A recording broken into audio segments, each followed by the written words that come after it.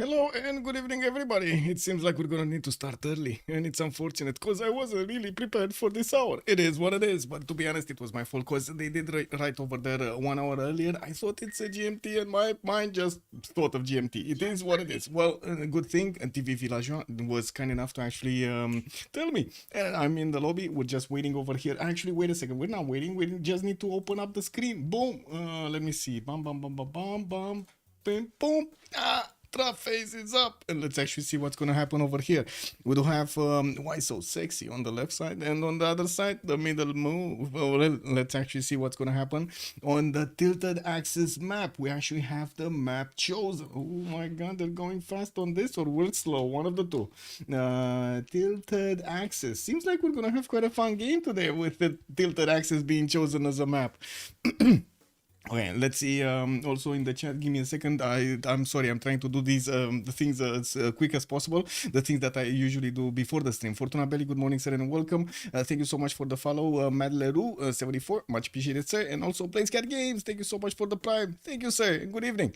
Let's actually see what's gonna happen with the man face. We do have already Norway Konge being taken out on the side of the middle move, and it seems like Why So Serious on the left side is gonna take out Coupe and no, it's Julius Caesar. I don't know, for some reason over there with my corner of the eye, I've seen Hungary, but now it was Julius Caesar over there with the crown of gold. Well, let me pop out the chats over here so I can get them in order on the left side, and also open up. There we go, the YouTube. Good evening, everybody on YouTube. Hello there, sirs, and welcome.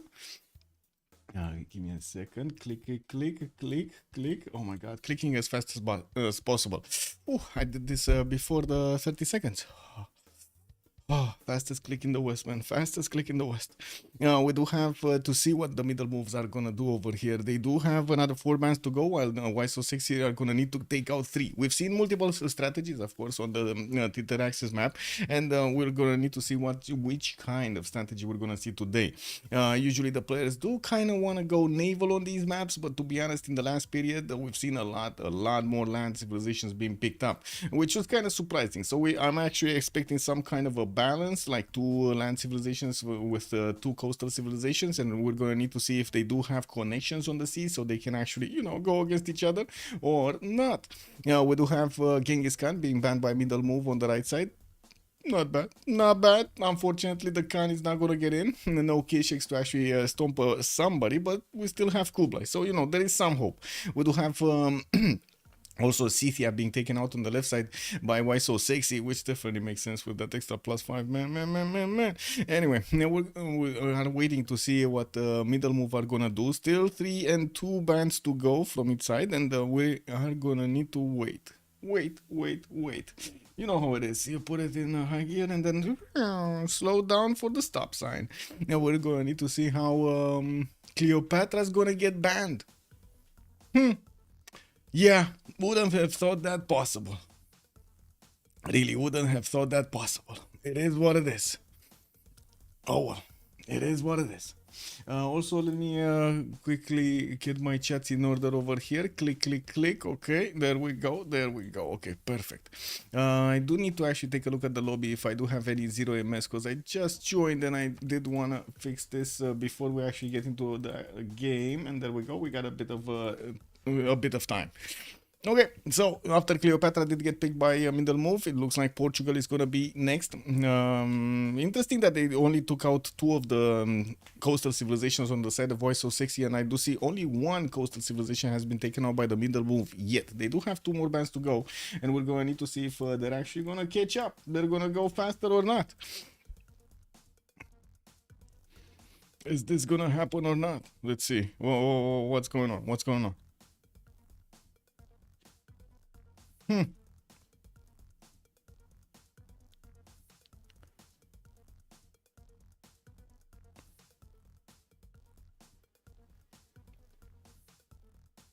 Catherine de Medici, the Black Queen. Bing. Not gonna be loud in. Or wait a second, we don't know if the bing is going through. We don't know yet. It's not locked in. They're playing without hearts. It kind of feels like they're playing without feelings over here. Catherine de Medici, we don't know. There we go. They locked it in. They waited until the last second. Also in others chat, I like to ask, why Rel? In other people's chat, I like to ask, why we under? Unless it's Hash, and then I also ask, why Rel? I mean, Blazecat, it's good to be consistent, no? Blazecat Games, consistency is the key over here, no? Man. Why wonder? Oh, man. I do see Philip II is going to be taken out on the side of Why So Sexy, and one more band to go before we're going to have the first picks of the day. Why So Sexy is going to have one, and then we're going to see Middle Move with two, and then Why So Sexy with another one. And that also means they're going to have to set the tone of the game here. And yeah, maybe Middle Move has some, you know, strategic information about their opponents, so they can actually, you know, stop them from being too great. We're gonna need to see if that actually happens, or beep, beep, beep, beep, they're gonna actually not care. It might be. You never know these days. It's chaos. It's everything. Mapuche alert. Yeah, Bumulax, Bosomosui, bienvenue. Mapuche. Oh, Basil. I mean, you know, Basil, Mapuche, Macedon. Kind of hard to choose who to ban, no? You don't know. And immediately it looks like Indonesia. Hey, we might see some Jong power. It's been a while since we've seen some Jongs running around the map and taking out opponents over here with the extra +5 with the escort. And we're going to need to see if Indonesia is going to get a good spawn over there with a lot of coastal resources. We do also need to see if Middle Move is going to counter here with coastal or land civilizations. In the previous games that we've seen on Tilted Access, we've noticed quite a bit that land civilizations, especially if they are spawning next to these coastal civilizations, they do have a lot of advantage. The problem is actually getting that map to spawn next to your opponent in a perfect situation. We had this, and then we didn't have this, and then we had this, and then we didn't have this, and so on and so forth. So it's kind of tricky. The players are always going to know it's not going to be a guaranteed, you know, event happening. So it seems like Elizabeth I is going to be the one being taken out by Middle Move here. One of the English personas is taken in. Sorry. She's actually going to be allowed. She's going to be in. She's going to be in the game. Yeah. Yeah. Elizabeth I. Not Victoria. No Eleanor. Elizabeth I. Well, let's actually see how this is going to play out, especially against Indonesia over there with its unique boat, especially the frigate. It might be a bit too tough to handle. Although the frigates, haven't been as strong as the caravels for a long time now. So, you know, it kind of balances out a little bit. Well, let's actually see what the second pick from the Middle Move is going to be here on the right side, and then we're going to need to see the follow-up pick of WSS with another one, and then another 2 bands from each side, and we're going to have the draft for the game. And Mapuche is getting in. Woo! Momolax, Mapuche is getting in. Oh yeah, you called it. You actually called it. They didn't ban him. They chose to ban, you know, like others. Catherine de Medici, Portugal, you know, Julius over there, and didn't ban Mapuche. So we will probably see some Malon Raiders just running around the map and trying to pillage as much as possible everywhere. Oh man. It looks like also Age of Empire is gonna be taken by WSS. Okay. Well. Oh. 2 coastal civilizations on one side, one coastal, one coastal, one land on the other side on the Middle Move.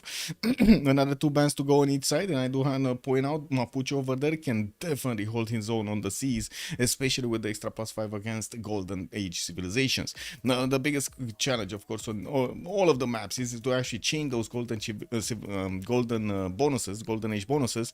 We're going to need to see if his opponents are going to be willing to do that, especially with Mapuche's +5 against them.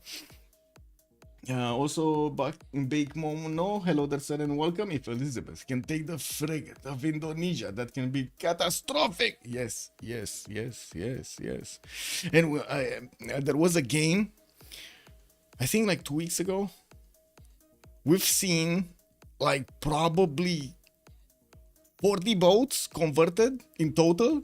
They were like switching everywhere. It was England fighting England, Sea Dogs on both sides. Poof, one attacks, takes one unit. The other one attacks, takes another unit, takes the unit back. The other one attacks, takes that unit, and so on and so forth. Man, it kept on going, turn after turn. They were just Not even trading boats, not even trading, they were just switching sides. It was incredible. It took so long to actually punch through that defense. Oh my god. And I don't think they even punched through all the way to the capital.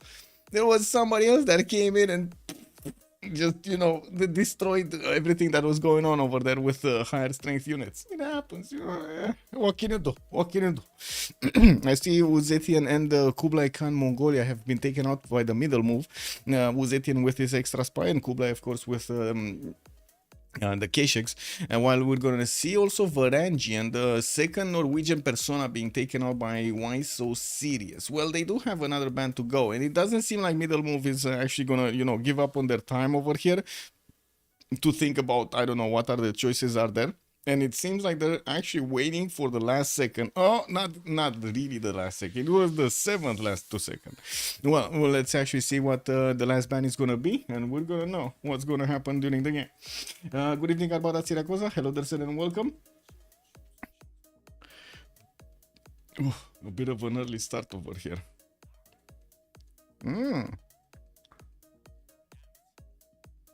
They're not gonna allow in Dido. Bordanian, hello there, sir, and good evening. Also, Elephant Guy, hello there, sir, and welcome. I'm pretty sure it's the official patch. I don't think it's the BBG beta. Yeah, it's 631. It's the normal patch. It's not the funny patch with the settlers. Oh man. Old Triangle, good evening, sir. Oh, thank you. Yeah, it's partner anniversary. It is. Also, Moonlight was saying I'd rather ban Trajan over Wu if they don't plan to pick it next. Well, yeah. Blitzcat Games also Aztec and Persia could be picked along with Gilgamesh, maybe, or Babylon.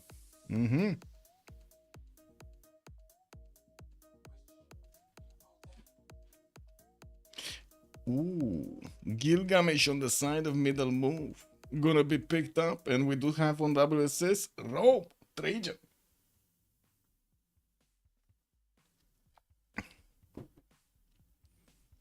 Cyrus also gonna be taken out by WSS. Gonna be taken in by WSS.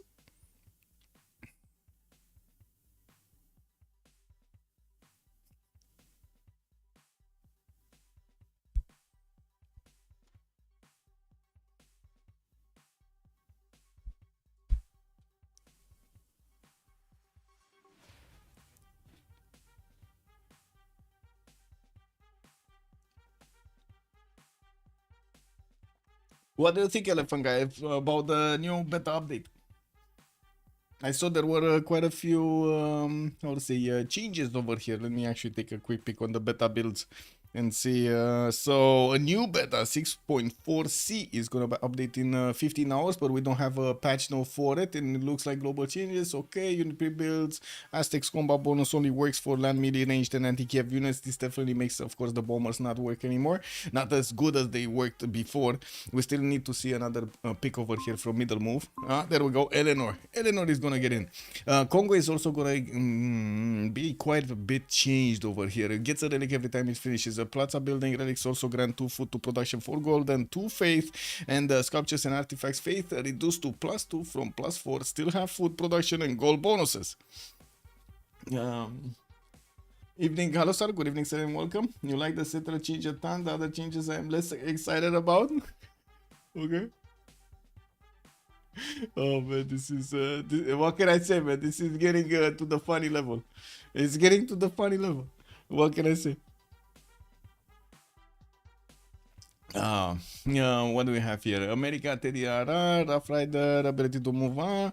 Also others. Wait a second. Z-Hippo can no longer find huts. Oh my god, Z-Hippo cannot find any more huts. Amazing. Also, was this on the 1st of April or something? Yeah, this was on the 1st of April. So yeah.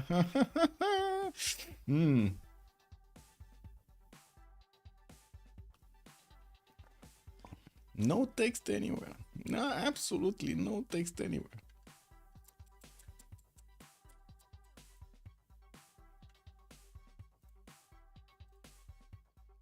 Let me just clear my pings. There we go. So I do need to move over here, switch my color, set to spectator mode because why not, double click it and double check all of the 0ms because it is what it is, and we're gonna need to also wait for another one of the players to get in. Echo Supreme, good evening sir and welcome. Also the Beasley, good evening sir and welcome. I think it's funny people still play this game that barely works. You're not wrong, sir. You're not wrong. Yeah, you're not wrong. But it's the only game that we can actually play in good strategy, right? Age of Empires is kind of shit.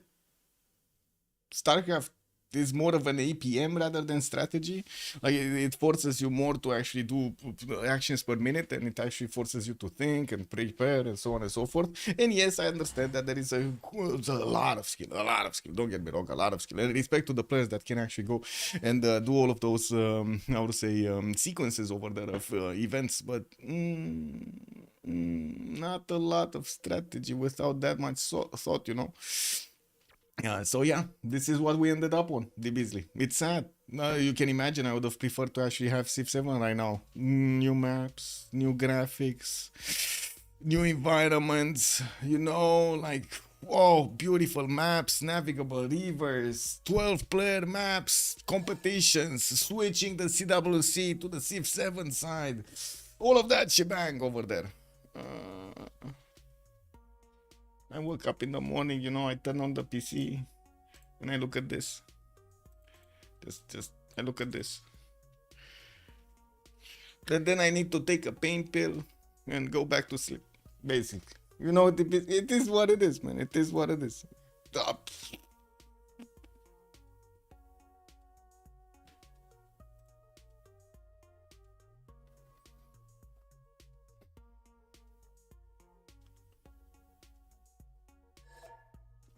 Yeah.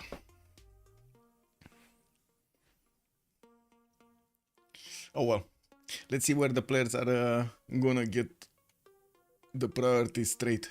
Then we do still need to actually see the first player join, or I should say the first slot join. I do see Mr. P is gonna go for Gilgamesh. We do have TV Village on Trajan. Looks like Pical Jean on Lotaro. And I do want to say also Echo Supreme. I'm not sure. Oh, on Elista Company Paiva.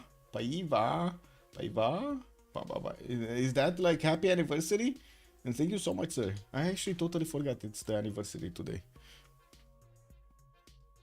Saturday night. 3 whips on the back. Let me actually take a quick peek over here. What's the translation for this? Yes, it is. La mulți ani de ziua partenerului.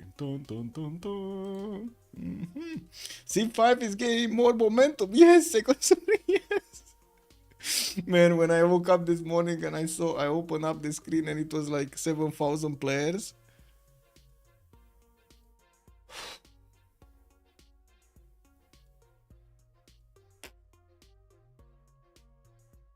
You know that moment? Do you know that moment when you see stuff crumbling around you? The walls are going down, you know? Like, it's like, whoa, man. Whoa. Anyway, good thing, the Beasley, we still have Civ6, no? Like, that's still a good thing.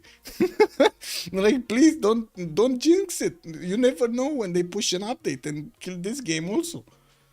Like, don't do it, man. Don't do it.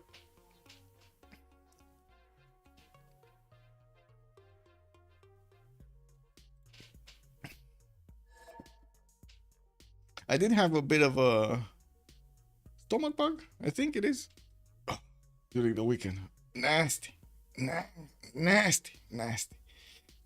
To take a few days off to actually get, get cleaned up in the belly over there.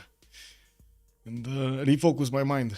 It is what it is. I'm sorry I haven't been online during the weekend. I haven't played Civ since November.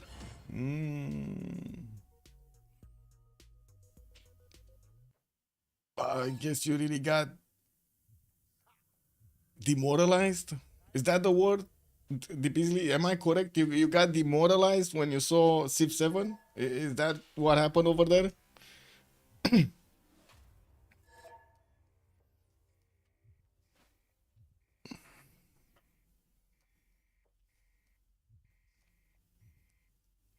Oh, well. I mean, Eve is Eve. Yeah, I mean, Eve is really Eve. There's very few games like Eve. I can totally understand that. But to be honest, after I played like 10 years of Eve, getting back into Eve, I don't know, man. I don't know. I don't know about that. Like, I was waking up in the morning, logging in, account, started grinding, doing missions, logging out, going to sleep. You know? Mm-mm. I don't know about that. I don't know about that. Anyway, let's load into the first map and actually see how things are gonna go through. We do need to put up the remap votes over here. Start a prediction for how many remaps are we gonna have? 0, 1, or 2 are the possible options. And submission period for, let's put it for 10 minutes because we actually started the vote a little bit later than we started the last 2 times.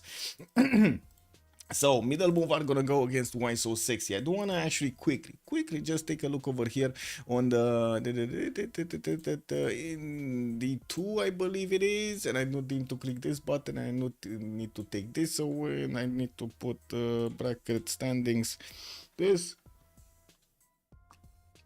So Why So Sexy right now is the first team on the board in the Division 2 of the CivFR Squadrons. They have 14 wins, 2 losses. And then we do have the middle move, which are kind of living up to their name over here. They're in the middle pack. They're over here on the 6th spot.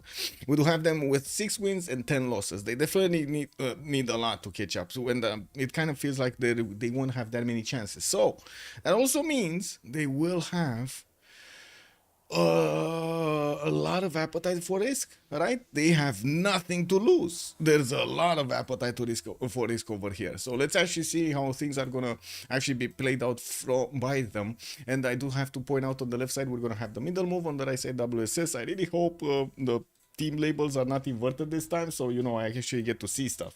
Born Onion, also time to see if it's the 2-3 versus 1 confidence again. Yes. So CivFR also has a WSS. Crazy. Yeah, we go right.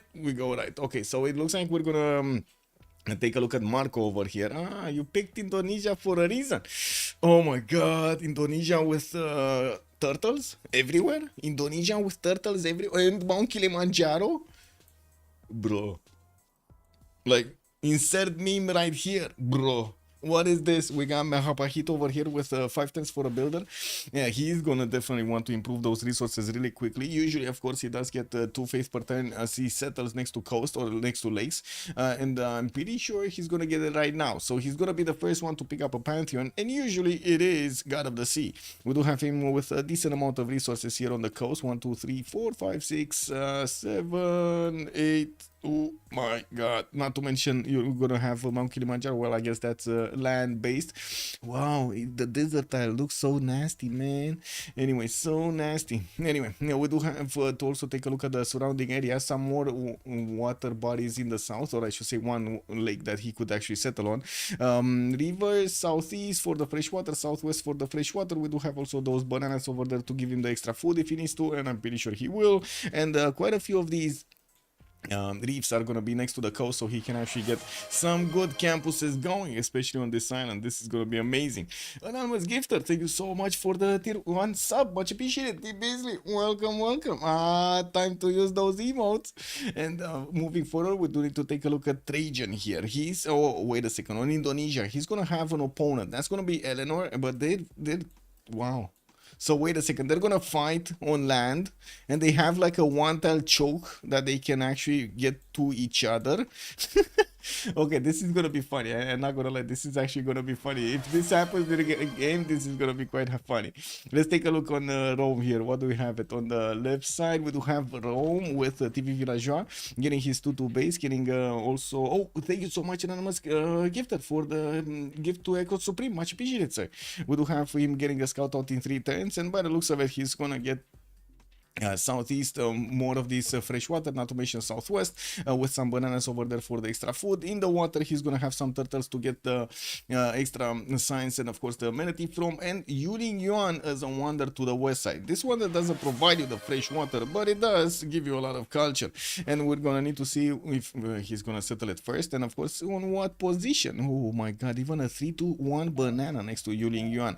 Okay, well, it's not that much culture. I think I actually over exaggerate over here with so many points.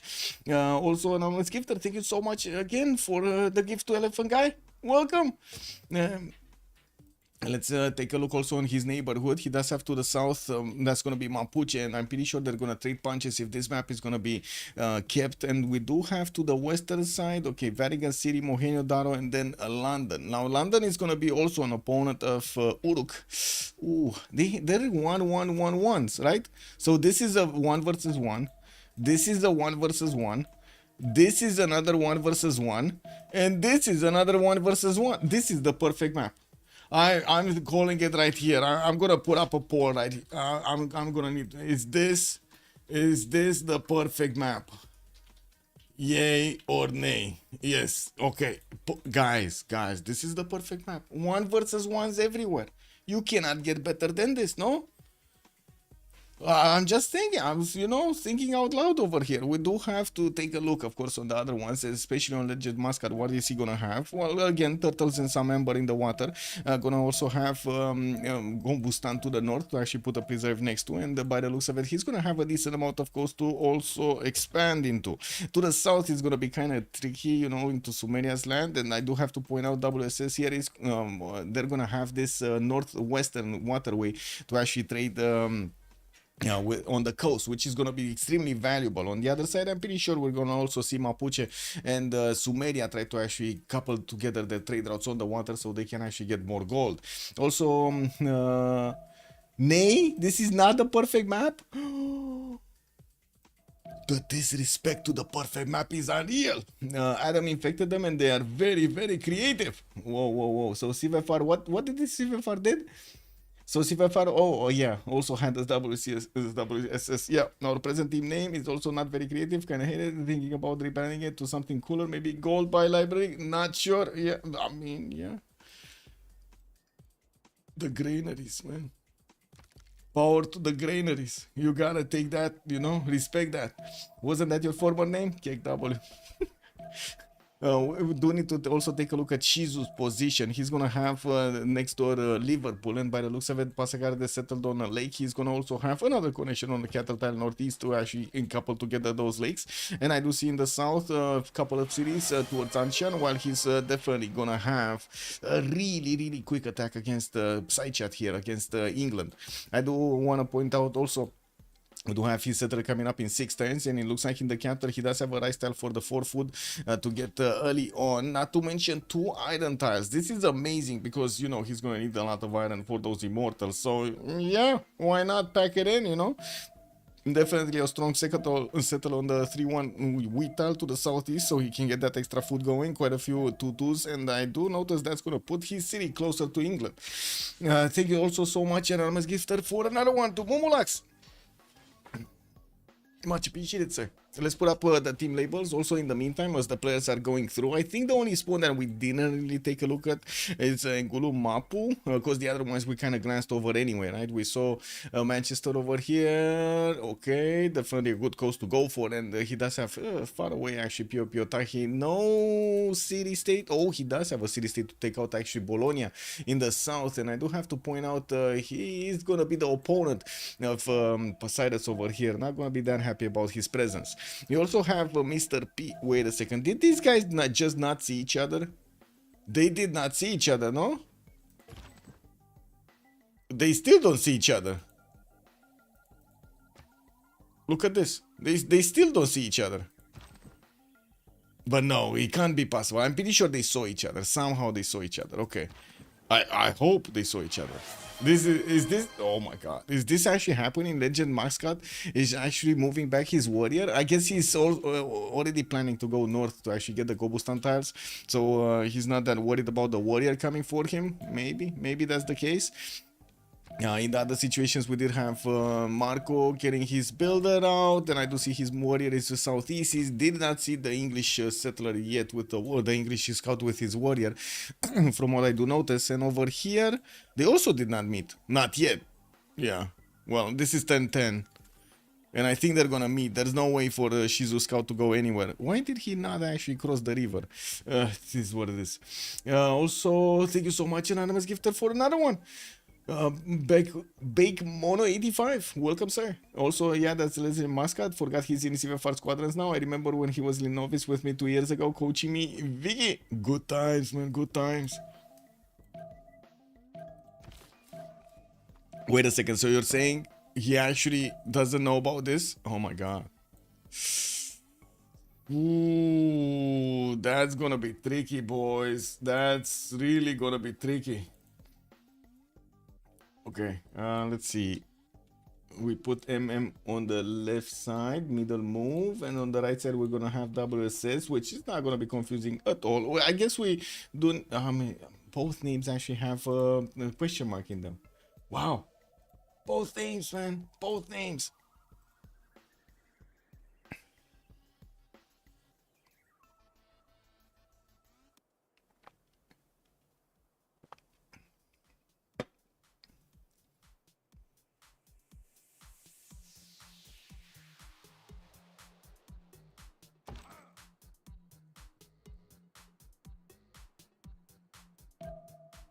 Okay. They're not that convinced they need to remap. Or not remap. But they do remap. Both of the teams remap. Okay. The perfect map is gone. Gone. Oh, this beautiful spawn of Indonesia. He didn't even know. He doesn't even know about this. Should I actually share this picture? I should share this picture, right? I should really share this picture, but not right now. I'm gonna put it in my Discord. I don't really want to share it, you know, with like everybody right now in over there. So I'm just gonna put it in my Discord. Hopefully they're not gonna look here. It's not the map, you know. It's not the actual map. Where are the screenshots? Oh my god! I'm just gonna drop it in channel chat. I think I'm just gonna clean up everything on my Discord and just leave like a few channels over there. Did you see Tron is coming out, by the way? Did you see Tron is coming out, by the way?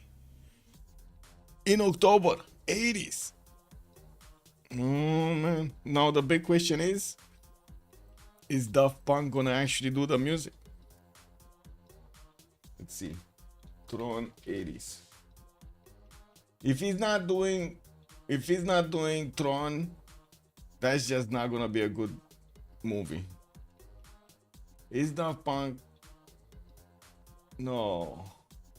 No. No. Daft Punk is not doing the music. I'm just not gonna watch the movie. Not gonna care. It is what it is. Where Daft Punk? Also, by the power invested in me, I summoned the tiny island jail. Oh, wait a second. Is there a tiny island? Oh, there is a tiny island. I don't know if it's a jail yet, but there is a tiny island. So we go left. Okay.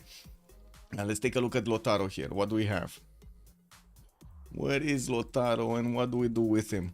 Indonesia definitely doesn't have Kilimanjaro anymore. Serves him right. He remapped that one. He didn't even see it. So no, not this. No. Anybody on the tiny island? There is a wow. The Tiki Hatians over here next to the map. What? How is it? How would it be to actually, you know, live next to the edge of the map over here when where the water drops? I have no idea. It is what it is. You see a waterfall every day, man. So it looks like Mapuche is gonna be on his own island. Oh my god. Does he even have an opponent to go against? I guess it's Rome. Yeah. Well, we do have Picargin over here with his river to actually go for the Mapocho River. And I do notice he's gonna have at least 2 cities to place on it. Not to mention another river to the south to get more fresh water, a lake, and more rivers to southeast. And this river that will connect him towards the north. Looks like Sumeria is gonna be northwest of him, and I'm pretty sure they're gonna try to get some coastal trade routes between each other. Quite easy to actually settle a freshwater cities towards the northwest, so he can get closer to the Sumerian borders on the coast. And also notice Mapuche is going to have his iron and horses directly in the capital. He does have the opportunity to move one tile to the north or to the south if he wants to. It's still settle one turn. Not sure if it actually matters in this case. He does have also his 2-3 deer tile. That's going to be 2 tiles out. His warrior is settling, is standing on it, and he's going to get to work it soon. While also Eco Supreme is predicting a Minecraft movie wins the throne movie. A Minecraft movie wins the throne movie. Minecraft movie, it might. If Daft Punk is not actually gonna get the movie rolling in Tron, yeah, it definitely might. I mean, I saw the trailer. But trailer music is kind of, you know, trailer music. Now the movie music, totally different, man. Totally different.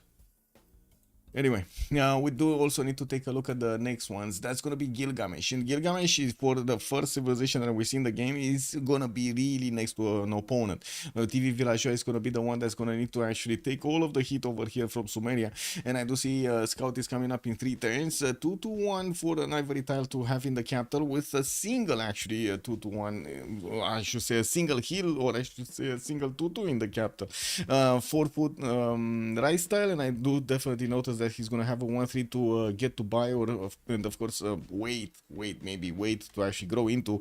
Although that can be a lot of time, you might not want to do that. We do need to see how he's gonna actually get this going. Now we do have him with enough fresh water to settle quite a few cities all around the space over here, east side, northwest, and quite a few on the coast. It's definitely nicely placed over here towards the coast to get exactly one city going. They're kind of gonna cannibalize each other when it comes to tiles, but I guess, you know, you make some sacrifices. Iron tile to the north of Vuruk, and I do see he's gonna have it in the second ring, while his horse tile is gonna be third ring out on the left side. We do have him just a city away from Rome, and that's gonna definitely put him in a bit of encounter. Oh, what do we have here? So we do need to take a look at Elizabeth. Elizabeth is gonna be very close to the coast of Cyrus, and from what I do notice, Cyrus is also gonna have Southeast Eleanor to trade punches with. This is gonna be terrible for Cyrus. He's not gonna have that much territory here. I tell you, they should have stayed on the previous map, no? They should have really stayed on the previous map. Unbelievable. We do have a side chat here getting Bradford with a scout in 2 turns. He's gonna get another settle north next to those bananas and gonna grab a seal tile for the extra culture. While I do notice in the south he's gonna have quite a few of these rivers to go and settle. There's not much production around them, so not really ideal. Now you might want to put it over here on the wheat, but look at this. It's like very, very little until you get the, you know, the how to say, water mills going and to try. Oh my god, there's a single hill, man, a single hill in this how to say, 2 tile radius. We do have Bradford with also the possibility to go for Motlatse Canyon on the western side, and yeah, a few cities can actually be settled as connections, so he can get the extra faith and the culture from that wonder. Not to mention, didn't this have fresh water? I think it does. No, it doesn't. It does not have fresh water. Wait, it doesn't? Wow, I thought it does. I mean, it definitely looks like it has a lot of water. What is this, salt water? It can't be. It cannot be salt water, no? Anyway, it is what it is.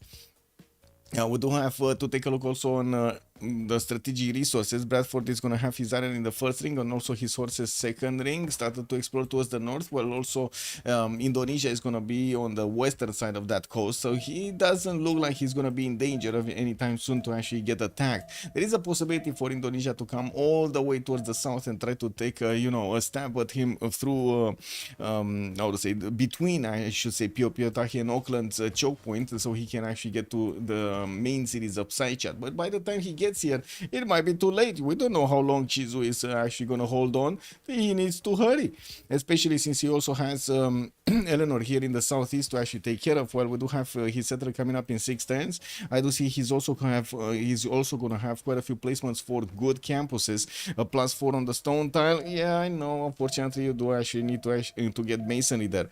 He also has some more fresh water on the coast with at least 2 cities to the northwest, which are going to take quite a bit of time to get to. 1, 2, 3, 4, 5, 6, 7 to settle, and then yeah, he's gonna need to go south for another city. That's not gonna work. He can put connection cities, and this is gonna look nicely. Unfortunately, he doesn't have enough production here for both, or at least I don't see it. A connection city here, a connection city here for the for the way to get from the navy from the west to the east. Unfortunately, I don't think this is a good city unless he actually gets cut of the sea or something, so he can add more production to these tiles. We're going to need to see how much gold he's willing to invest. Maybe he's gonna think it's worth the extra 50 gold to actually get these 2 hills from the southeast to get that production going, so he can then after develop that city a little bit. It's a little bit.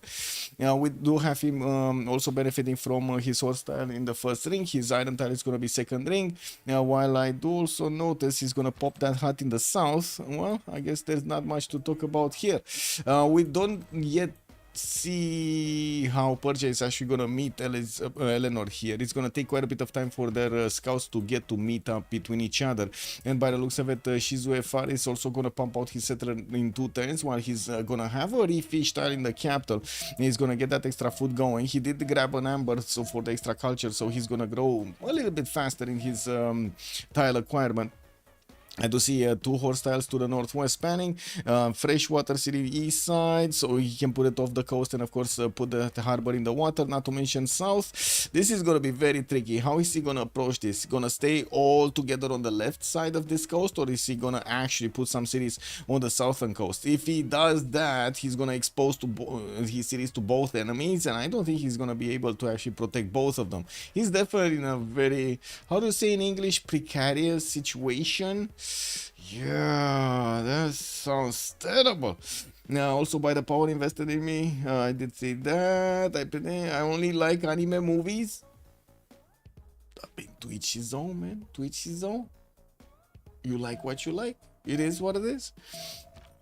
Shizu here, I do see his iron is going to be second ring southwest, and of course his setter is going to get out next turn. Well, let's actually move forward and take a look at the next one. That's going to be Victoria, Age of Empire, and I do see he's going to have one big continent, western side another continent, and I do have to point out Mexico City as a possible city takeover, but I also want to point out Indonesia is not going to be that far over here, so we don't know exactly who's going to grab this city. They're allies, but they might actually, you know, fight over the city center. We do have him, of course, getting some free boats, so at least that he's gonna get some edge over there. We do have him also with the possibility to go campus first here. I do see he's not. He's going astrology. He does have this amazing campus with the 2D fish tiles, and doesn't he get one extra, like 0.1, 0.5 actually, extra adjacency from the coastal tiles? I think it does, right?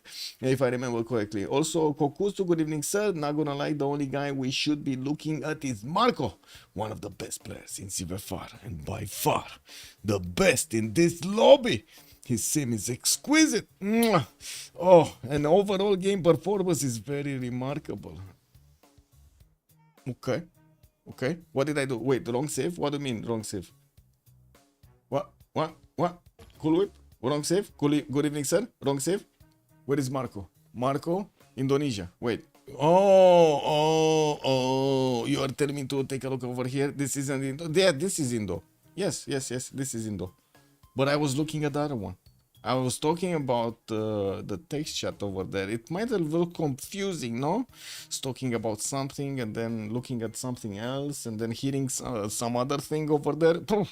That's just how, you know, normal day-to-day business is being handled over here. Have you seen the chaos, man? You get conflicting information every day. Yes, no. Aladdin. Oh, yeah. Is it Aladdin? Aladdin. Yes. Did you see how much we're actually getting into this kind of like, whoa, you know, kind of like a movie scenario over there? We got like a combination in the world between the dictator and the idiocracy. Did you guys feel that mix over there? Doesn't that feel like to you? Oh my god, man, everything is so Aladdin right now. I don't even know what to say.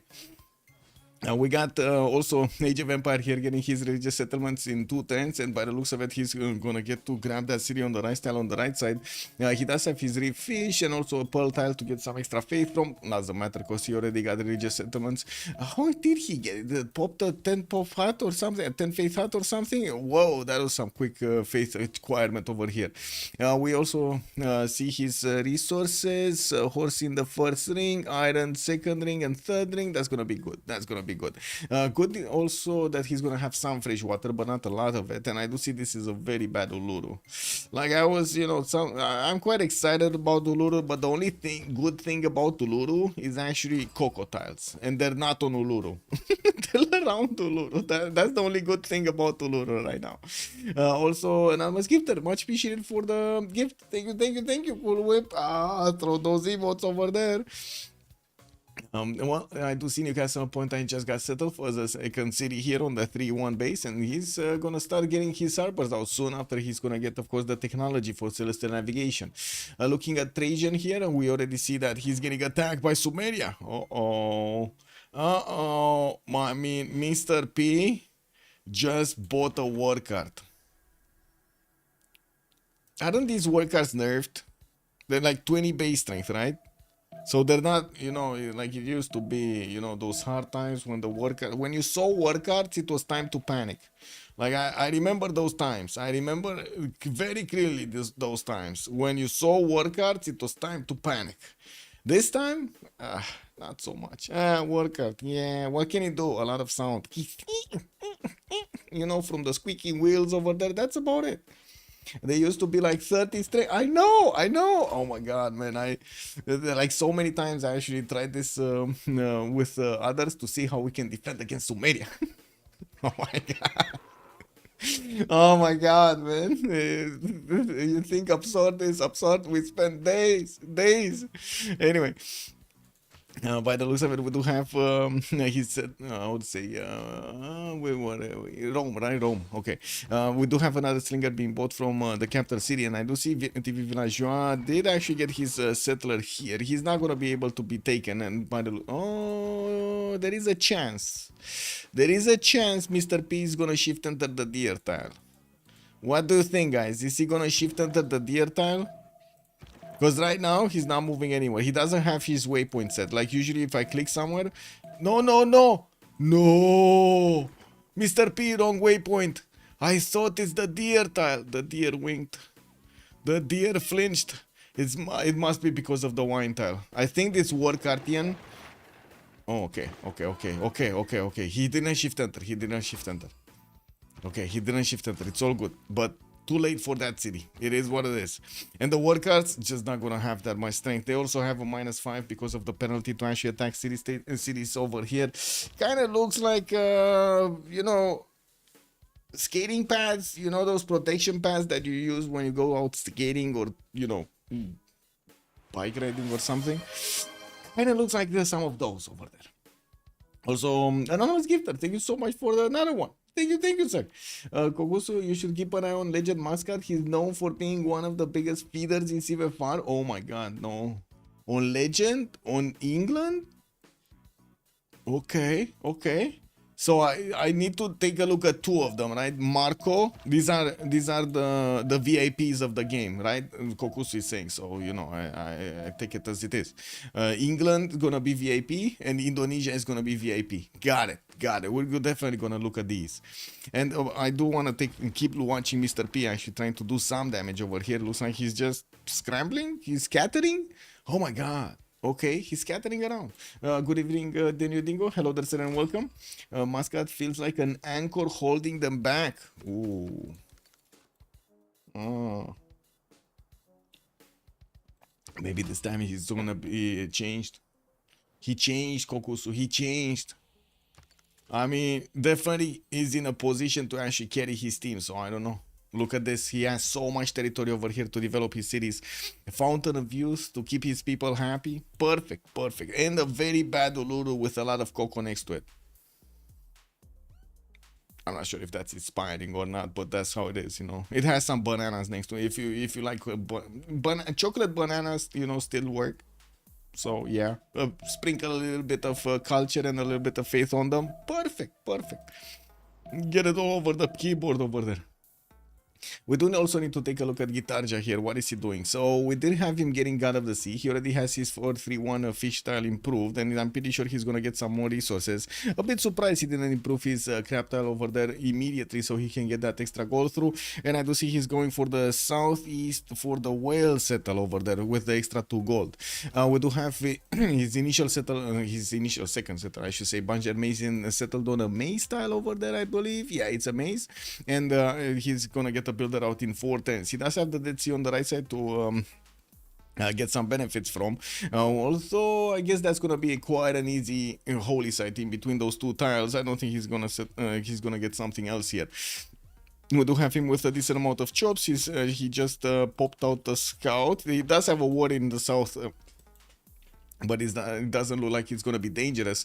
And I'm a bit surprised he's actually going for the lake settles instead of the coastal settles, but it is what it is, you know, it is what it is. I'm pretty sure he can actually get a canal here to the southwest of Major Mason and get those boats out from that city center, and to be honest, he does have a long way to go until he meets England. Now we're going to need to see how he's going to try to put up also his defense and offense, and of course what England is going to do against his opponent. Elizabeth I will need to somehow handle Persia, you know, handle Persia. You know, it's one of those things. Did you take care of him, or did you take care of him? You know, Aladdin. Also, Morphilo, good evening, sir, and welcome. New Coco Cologne. Hi there. Yeah. New Coco Cologne, sprinkled with a lot of banana.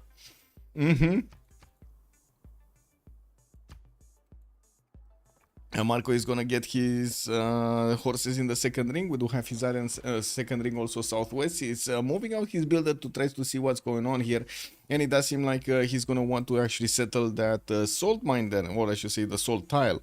There is a possibility for him to actually try to move a few more tiles, and it looks like he's gonna try to move a few more tiles to get next to the spice tile so he can grab a 3-1 foot tile. We do have him with a fourth city also coming around from his capital. Doesn't seem like he's that phased off by side chat presence in the south, and I do have to point out he's gonna have quite a few cities here very quickly over England. We do need to also take a look at quickly at the other pantheons, if we did have any more picked up. We did already see 2 of them at least. I believe religious settlements over here on England, right? Religious settlements, and then we did have God of the Sea, right. Here we do have Lady of the Religious Marshes for Mr. P, which by the way is using his war card ability to actually carry this settler towards one of these, how to say, rivers. And from what I do notice, Eridu is gonna get his monument out. He did bring back one of his workers, moved it to the northeast to keep on expanding his vision, and I do also notice one of his other workers is trying desperately to get away from these Roman warriors and of course the slingers. Doesn't seem like he's gonna actually get hurt that much. We do have also Kume starting to get his trader out to connect with Rome. Rome is back settling here, going on the right side to try to get onto the same river and trying to stay on the safe side of the river so Sumeria cannot get to him. We also see the first, what is this, campus? +1 campus? Okay, we got a +1 campus. Mapuche in the south is also going to have a pantheon. That's going to be a city patron goddess and going to grab a monument out in 3 turns, 2 turns, while his builder from the capital is going to get out in 2. He will have one of the Roman warriors started to get into his border to see what's going on, to check him out. I do have to say this is kind of dangerous territory, very dangerous territory for TV Villageois, because I'm pretty sure Sumeria is going to keep on nibbling, I should say, at his strength, or maybe TV Villageois is going to be nibbling at Mr. P's strength, and unless one of them wins quickly, there's going to be Mapuche cleaning up whatever happens here. And of course we're going to need to see if Mapuche is going to need to interact with him or not. Maybe we're just going to see him sim, because Sumeria is going to get everything that he needs to do here. There is also a forest fire to the northwest. Must have started from the uranium tile. I think that uranium tile was a very, very bad juju there. And I do also notice somehow this ivory got an extra point of food. Wasn't this a 2-1? It did, no? Oh yeah, it did. Look at this. There are 2-3 tiles. Oh my god, this forest fire just keeps on giving. So this was a woods forest fire, and it just kept on moving. Okay, just amazing. Like, wow, buy out those 2-3 tiles, man. And the Menanke's coming up in 9. Okay, I'm a bit conflicted right now because I'm pretty sure he's gonna want to get his encampments, and I really hope he's actually gonna put his encampments quickly and gonna be ready to actually start chopping. He does have builders coming around, so you know I'm feeling hopeful he's actually gonna get that going. We do have him with his campus to the west side of Veridu, another one, and that means he's either gonna place his encampment from the city of Uruk, which that means he's not gonna finish that Temenanki, or he's gonna try to get it from Ur, which doesn't have that much production, or he's gonna try to get it from Eridut and wait for the 4th pop. That's gonna be quite late. Rome is already 1 point off, 1 turn off from actually getting his encampment here, and I do have to take a second to actually undress myself. Give me a second. Yeah. Okay, hot top stream. Woo, woo. Oh my god. Close, man. Close. Yeah.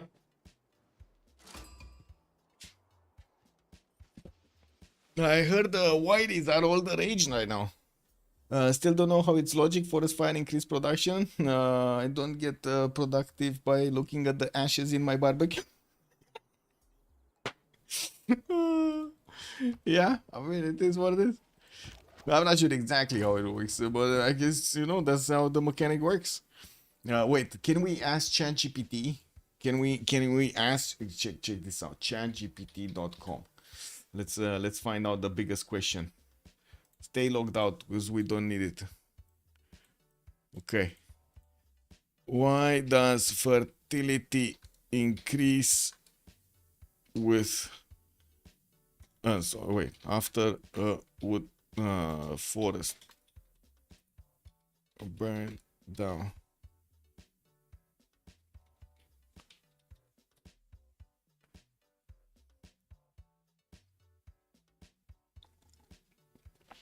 Yeah, there we go. Production, I mean, production also means more, how would say, fertility also means more wood, no? Basically what it means. I don't know, man. The first thing I thought was, yeah, there are a lot of people over there that, you know, are smacking hammers against the trees and they're making muscles. It is what it is, man. Every day, man, every day. Bam, bam, bam, bam. Although nowadays it's more like, it's not like bam, bam. You know, like, we're kind of like past that Flintstones kind of day.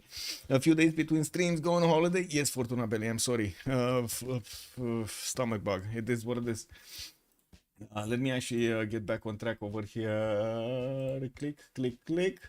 I need to finish the prediction. Prediction one remap. That's it. Okay, we got it. And put up the prediction for which one of these teams who will conquer the first city. Is it gonna be Middle Move, or is it gonna be why so sexy? Yeah. This is what it is. 15 minutes submission period, boys. Get it in. We don't know. Yeah, no good. Yeah, I know. I know, man. I know. This is what it is, man.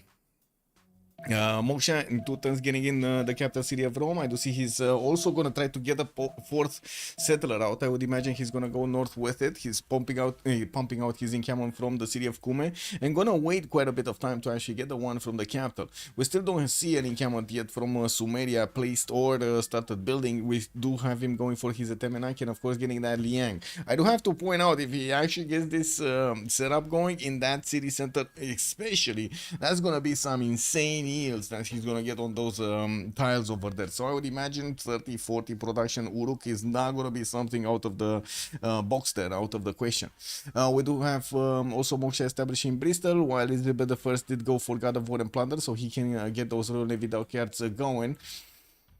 I do see Indonesia is starting to connect his cities with the traders. Already has his fort settler moving to the southwest, getting another scout, and of course finishing his monuments for those extra culture points. Mexico City already started pumping galleys out, so that means his defense increased significantly. Not gonna be as easy pickings as it was before. And of course, we didn't have a legend mascot actually getting his Royal Navy dockyards out. He does have just one more turn until he discovers Celestial Navigation to get that down. We do have him also with the fourth city moving to the south of London to get closer to the pigs. I'm pretty sure he's going for the pigs. The pigs, the pigs, pigs are alive. On Mapuche, we did have him going for that city Patreon goddess and started off with campuses, a +3, 2+3s, and then Ngulu Mapu doesn't seem like he actually placed anything.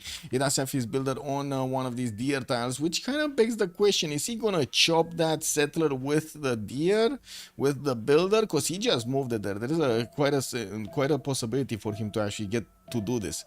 Also, Moksha establishing Fortens, while from what I do notice, he did connect his southeastern city to the capital. He's also going to finish his first campus over here. That's going to mean a lot more science than we're going to see on Rome for quite a bit of time at the beginning of the game.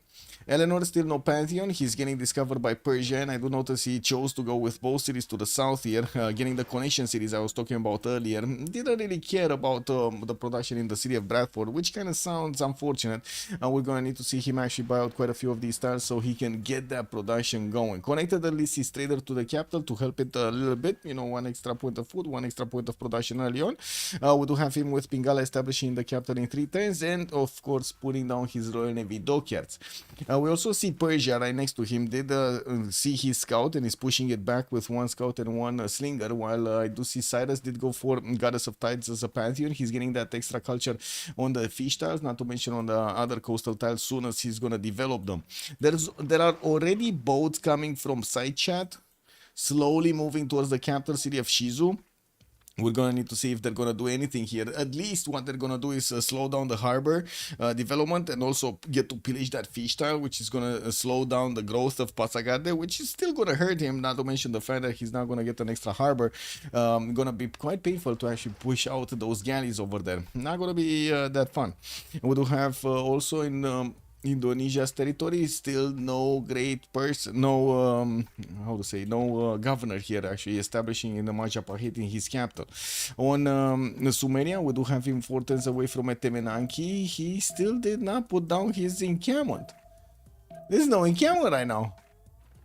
Oh, wait a second. So, okay, Sumeria did get onto the encampment of Rome, so he's gonna at least slow one of this down. And I do notice the other one is actually protected by a warrior. He's not gonna get to do anything to it.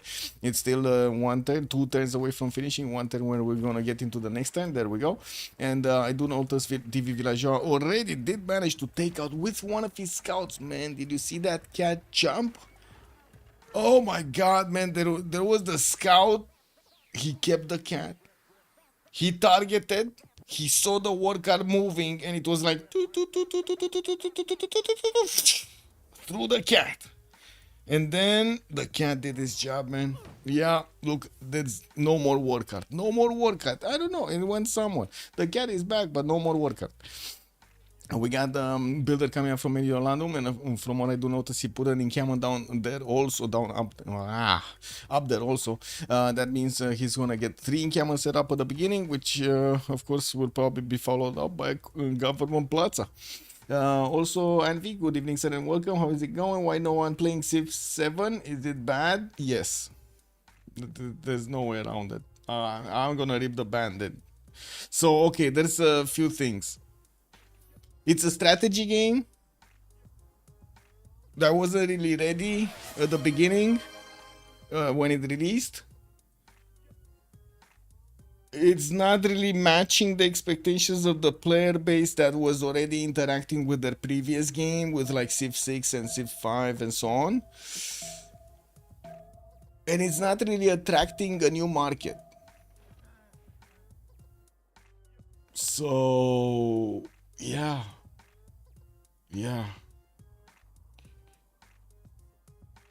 It is what it is, man. Also, Lancer, good evening, sir, and welcome. Bit late to the party, no problem. Better late than never, man. That's what I say. Is this game using new BBG? No new BBG. Will Indo be able to faith by harbor buildings? Oh my god, please no. Oh my god, did they actually introduce that to Indo? Lol. That's gonna be fun in the TWC. Where is that Roman settler going? That's a good question. I don't know. Because it doesn't look like he has anywhere to go, right? Everything on this coast is blocked. Oh no, except this one tile, the coal tile. He can go on the coal tile. This is where he's going. He's going defensive with this eastern city. Okay. Well, that is what it is. Also, thank you so much, Anonymous Gifter, for the gift. Much appreciated, sir. Bordanian was also mentioning. Oh, wait a second. Let me get from the top. Daniel Dingo, quite interesting map. Like this tilted axis. I've never seen. Also, placements are very beautiful to watch. What is that? Yes, sir. Tilted axis is my favorite map when it comes to the map gen. It just has the problem of sometimes putting one civ in what I like to call tiny island jail. Yeah. Well, we do have more monuments coming up from Sumeria, and he did finally place down the third campus here from the city of Ur. The encampment is placed from Eridu, which is gonna take a long time, a very long time. Like, he still wants his campuses out before he wants everything else. Yes, I know he's gonna get that science, but to be honest, it's not like they're +3s or +4s to actually, you know, get that science quickly. It's gonna take quite a bit of time, and I think Mr. P here is making too many sacrifices at the beginning. It's gonna pay off if Rome doesn't attack into him.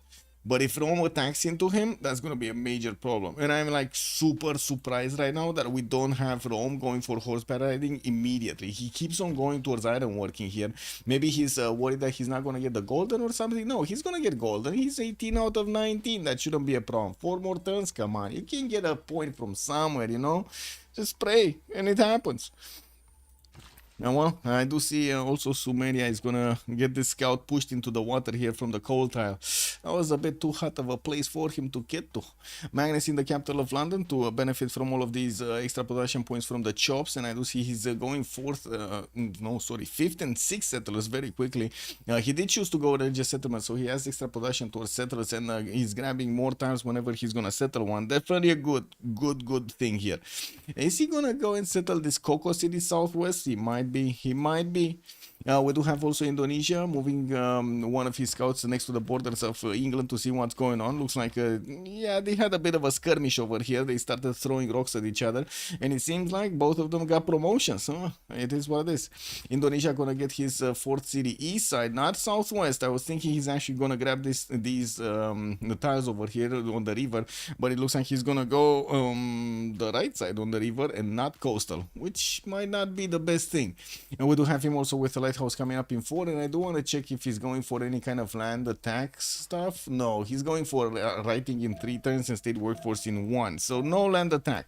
We already see England galleys actually getting next to the cities of Persia, and I do have to say Persia did open up with those 3 harbors. He's only gonna get to build 1, and it's kind of a question mark if he's even gonna get to build this one.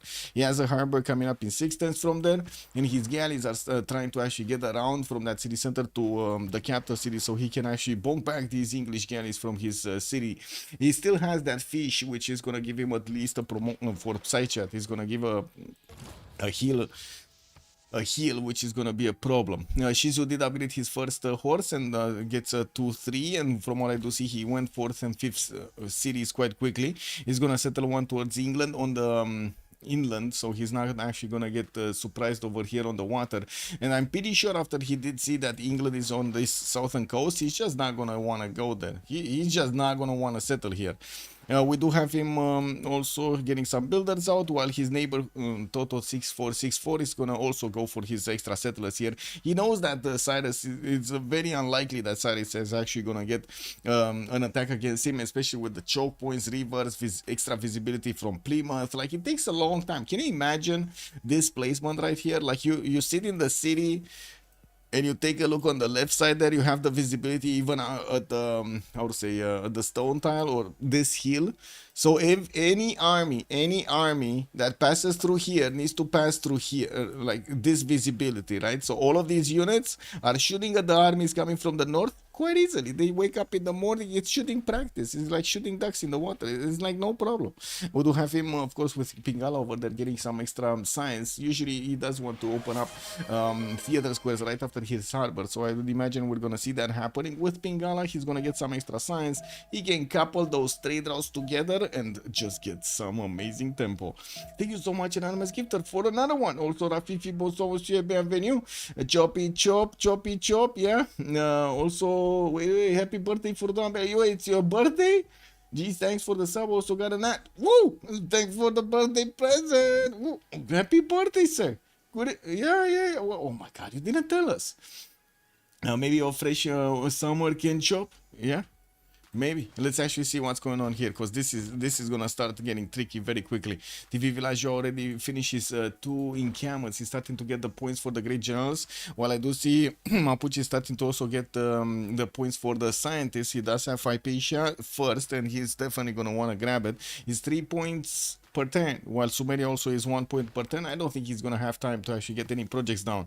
Now we do have the Government Platz actually getting settled next to these campuses, so he adds more of that adjacency. And I do notice he did finish his Temenaki in Uruk, 22.5 production. Just as a quick comparison, Rome is 11.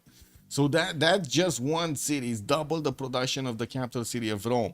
We're going to definitely need to see if Villageois here is going to get his horseback riding. Unfortunately, it took him...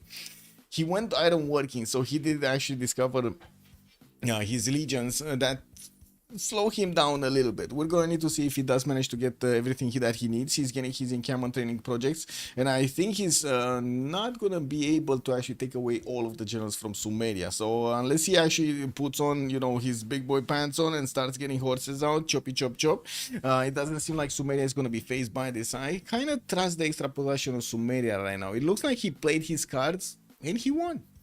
Fair and square. He won. He got it, Temenaki, got the extra production, got Lady of the Reeds and Marshes. He's going to have time to get his campus out.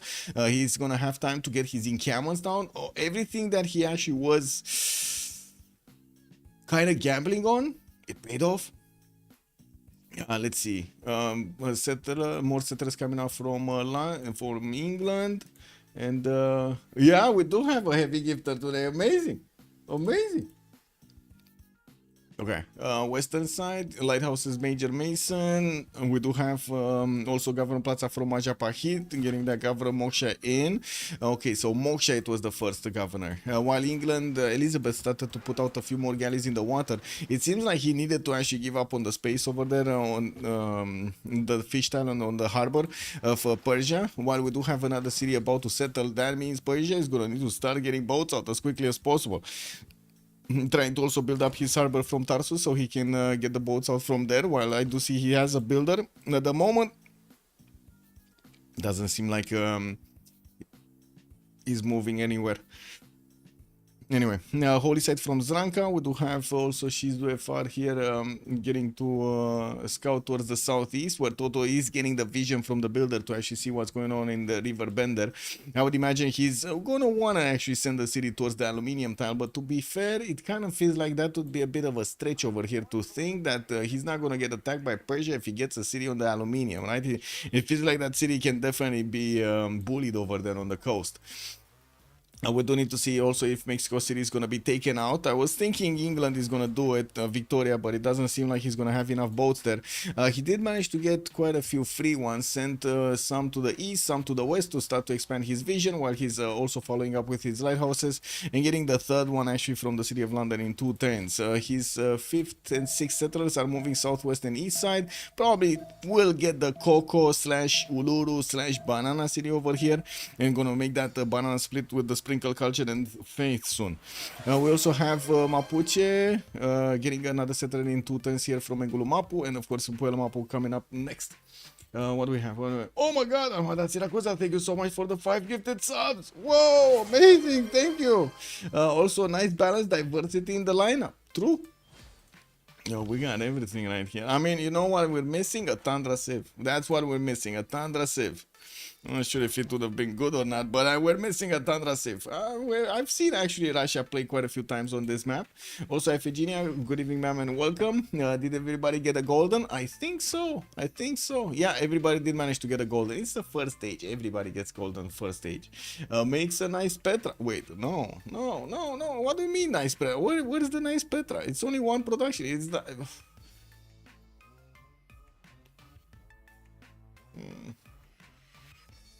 I don't know if this Petra, man.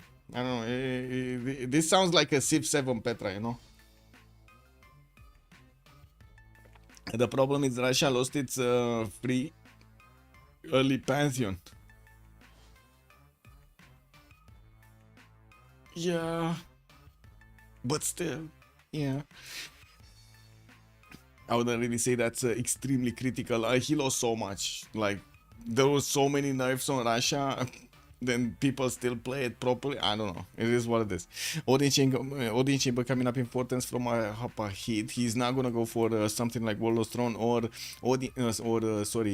Ancestral Hold to actually get more cities here, and that begs the question if he's actually gonna want to get some land attacks going against his opponent, or he's just gonna be happily simming.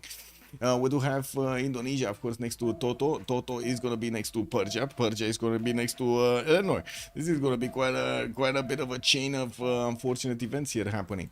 We also see that Persia did manage to also take care of all of the Elizabeth boats. There's only one galley in the open water in the north that is just going to sit there, while Shizu is going to get to rebuild his navy and maybe try again.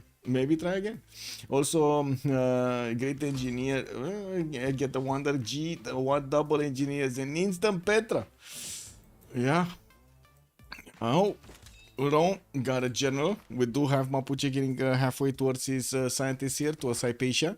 And from what I do notice, he's also going to get another encampment project on Rome's side. 2 encampment projects on Rome's side. So Rome is still getting great general points a turn. It's still 0 right now. So Sumeria is barely going to get a point from next turn. And already we have one of the generals picked up. I still don't well, I guess let's see. The first legion is out. He can double shot easily the war card. There is a possibility for TV Villageois to actually get a chop, but it's a rainforest chop. It's still gonna put some production, but of course half of what it could be. Let's take a look at Lotaro here and actually start from the left to the right to see their golden age bonuses. Lotaro, 4 cities strong, 18 science, 24 culture. He's on 35 points of production, getting his Temple of Artemis here from Picun Mapu, and I do see he finished 3 of these +3 campuses. He cannot place that many Shema Mules. That is a bit unfortunate.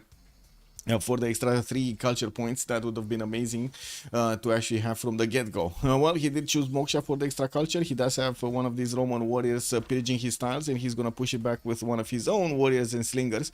While he's starting to get galleys in the water, there is Veritre that is exposed to the coast.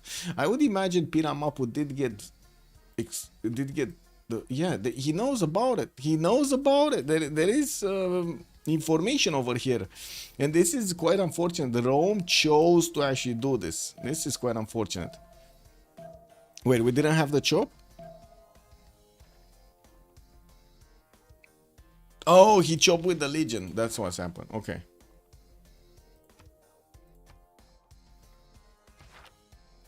I was wondering what happened over here. He chopped with the Legion. Well, there are 2 generals right now, and I'm pretty sure Rome can actually activate his Sun Tzu, so he can get his great work of writing. While we do have his slingers needing to actually upgrade into archers, we're going to need to see a bit of gold on him. Mr. P is on Sumeria, 22 science, 20 culture, 41 points of production. Not really the biggest one in the game, but yeah, definitely the biggest one from his team. Getting Warlord's Throne in 2 turns from Uruk, and getting his encampment project in 2 from the city of Veridu. He did not manage to get one. He needs 2 projects to actually get a general, and right now Rome is on his 3rd general. About to chop, has more chops. Can we have masonry over here? Oh my god, masonry next turn, so he's gonna chop more. He's gonna chop so many more. Okay, that might be a problem. We might not see Sumeria actually getting this general. There's a chance, but he might not get it. It's kind of 50-50 on whatever TV Villageois is gonna want to do. Looks like also Psycha, 9 science, 27 culture with 24 gold a turn. He does have 29 points of production only. That's a bit unfortunate. Governor Plaza in the capital, and I do see he did place down his harbors while he is following up with campuses to get that extra science going. The production, it looks terrible here. I don't blame him. It's just probably the land over here, but man, that production looks terrible. He has a fourth city moving towards the south, towards Piopiotaki to get the extra culture from that city center, and there is also Auckland in the game. So we might actually see him try to use it for the extra production of his resources on the coast. And I'm sorry, we're getting disturbed by the outside events over here. The wee woos are out again. You saw the new crazy religion in the beta? Which one? Which one? Also, whoa. I say that as a Canada player that starts with the same land, someone can live peacefully in the tundra without problem. Not the other one. Oh, okay. So the tundra is not big enough for both. That's what Rafif is trying to tell me. Okay, yeah, I can understand that. In this circumstance, trying to deny General all alone is a Civ6. Well, he's gonna get a massive advantage if he does manage to actually deny all of them. Now, the biggest question is, can he deny all of them? Because I do see Sumeria still didn't pick one up. He still needs one turn to get one project, and he's gonna need another 2 turns to get another one. And I do see Rome does have a builder ready to chop an encampment training project, while he did chop his campus here in Mediolanum. I do want to take a look at Eleanor before we're gonna come on to the other side. Well, let's see. Toto, Divine Spark, he's gonna get also Governor Pingala in the capital with Forest Fire next to Manchester. I believe that is a rainforest. No, it's a woods fire. Okay. We do have him with Governor Plaza also deployed northeast while he did improve his sources so he can actually get that resource towards his neighbors, or I should say allies. We're going to need to see when and what is he going to do there. Starting to place non-freshwater city Nottingham to the northeast and got the harbor in the One-Tile Lake. While he does have some builders, he's going to need to start improving his amenities over here for some extra points. We also need to see if he's going to get pushed at some point by Persia. I don't think so, but you know, we cannot really take out that scenario from the game. Toto only has 15 science, 18 culture with 38 points of production, and I do see he's on 15 gold. While on the other side, I do see that Cyrus Shizu is already on 5 cities, 53 points of production, 1 turning his Governor Plaza, getting his harbors out, 10 science, 17 culture. Okay, not that big, I totally get it. Now, we do have him with 18 gold at 10 also, and popping out one of his holy sites, which I don't think it was a discount. We do have him, of course, with the galleys already getting next to the Psychat galleys, and by the looks of it, Rome got the project. Whoa. 22, man. 20. He's gonna be on 15 points, and then he's gonna get 2 chops. This one, okay, he got the 4th. That's it, 4th. He got it. He got a 4th, guys. Why not for all setup to Sumeria? Good question. I think it was so he can actually get up all of these generals. He has 1 legion actually moving towards Sumeria's borders, and by the looks of it, he's exposing 2 of these generals, including Sun Tzu. He's not even caring about Sun Tzu.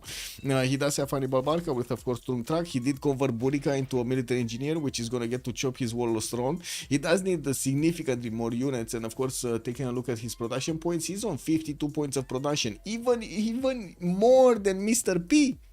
Even more than Mr. P. We got Mr. P 44. TV Villageois 40. Wait a second. He just he chopped the one in Rome, lost quite a bit of production over. I mean, that's 1 point of production. What did happen over here? Anyway, wasn't he 52 points? Maybe I'm misremembering. Anyway, 44 points. 14 science, 31 culture versus Mr. P's 22 and 20.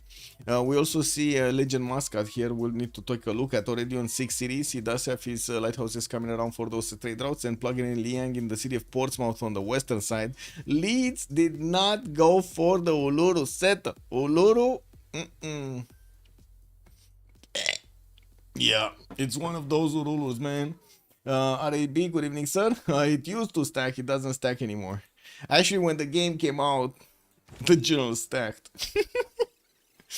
Oh man, oh man. And wait a second, why is this encampment training project still running? What is Sumeria gonna achieve getting another encampment training project? I don't know, man. Anyway, we got the first Legion's hard build, not the one upgraded over here, the first one that he got. He's hard building one from Rome. And I do have to say his encampment is a bit awkwardly placed on the backside, so he's gonna need to actually put a unit in there so he pops the units out of his capital. He does have also possibilities to start attacking into the Sumerian warriors. I'm pretty sure the war cards are way too low HP to actually do enough damage. While he can attack into them, there is a significant amount of strength on these legions to actually do the damage against the war cards. Horses did come out from the first city of Sumeria. We got one from Ur and he's going to join the coast soon. Looking on Marco, let's see, 13 science, 34 culture, 29 gold, 56 points of production. Still not the biggest one in the game, but definitely pretty good. He has more production than every one of the team members of Middle Move here.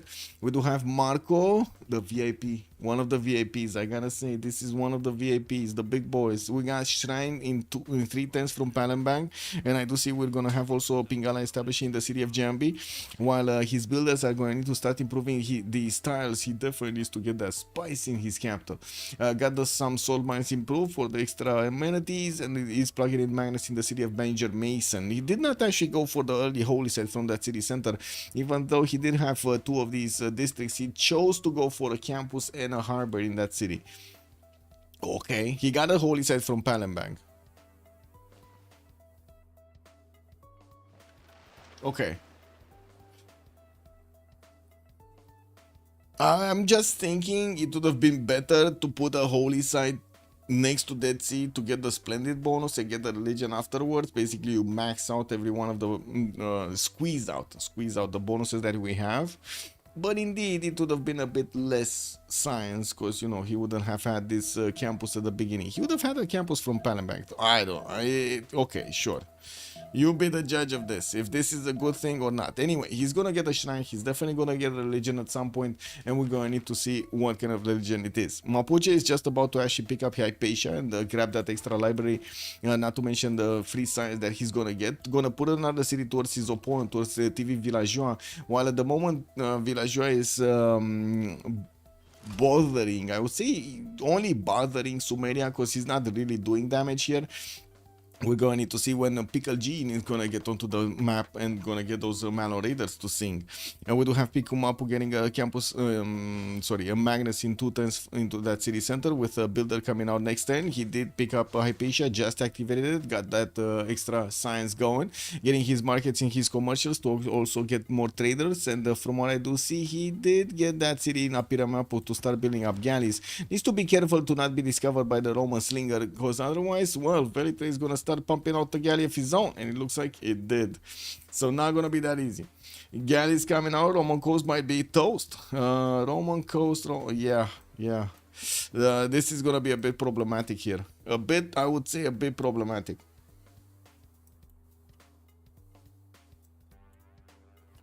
More settlers from Banger Mason, Magnus in 2/10 over there. Of course, we're gonna see the chops. We do need to see what Persia is doing, getting Pingala in Pasagarde. With that Pen Russian voice, getting also his audience chamber for the extra food and of course the amenities. While we do have him with a significant amount of chops, he did choose to not go Magnus over here for the extra production.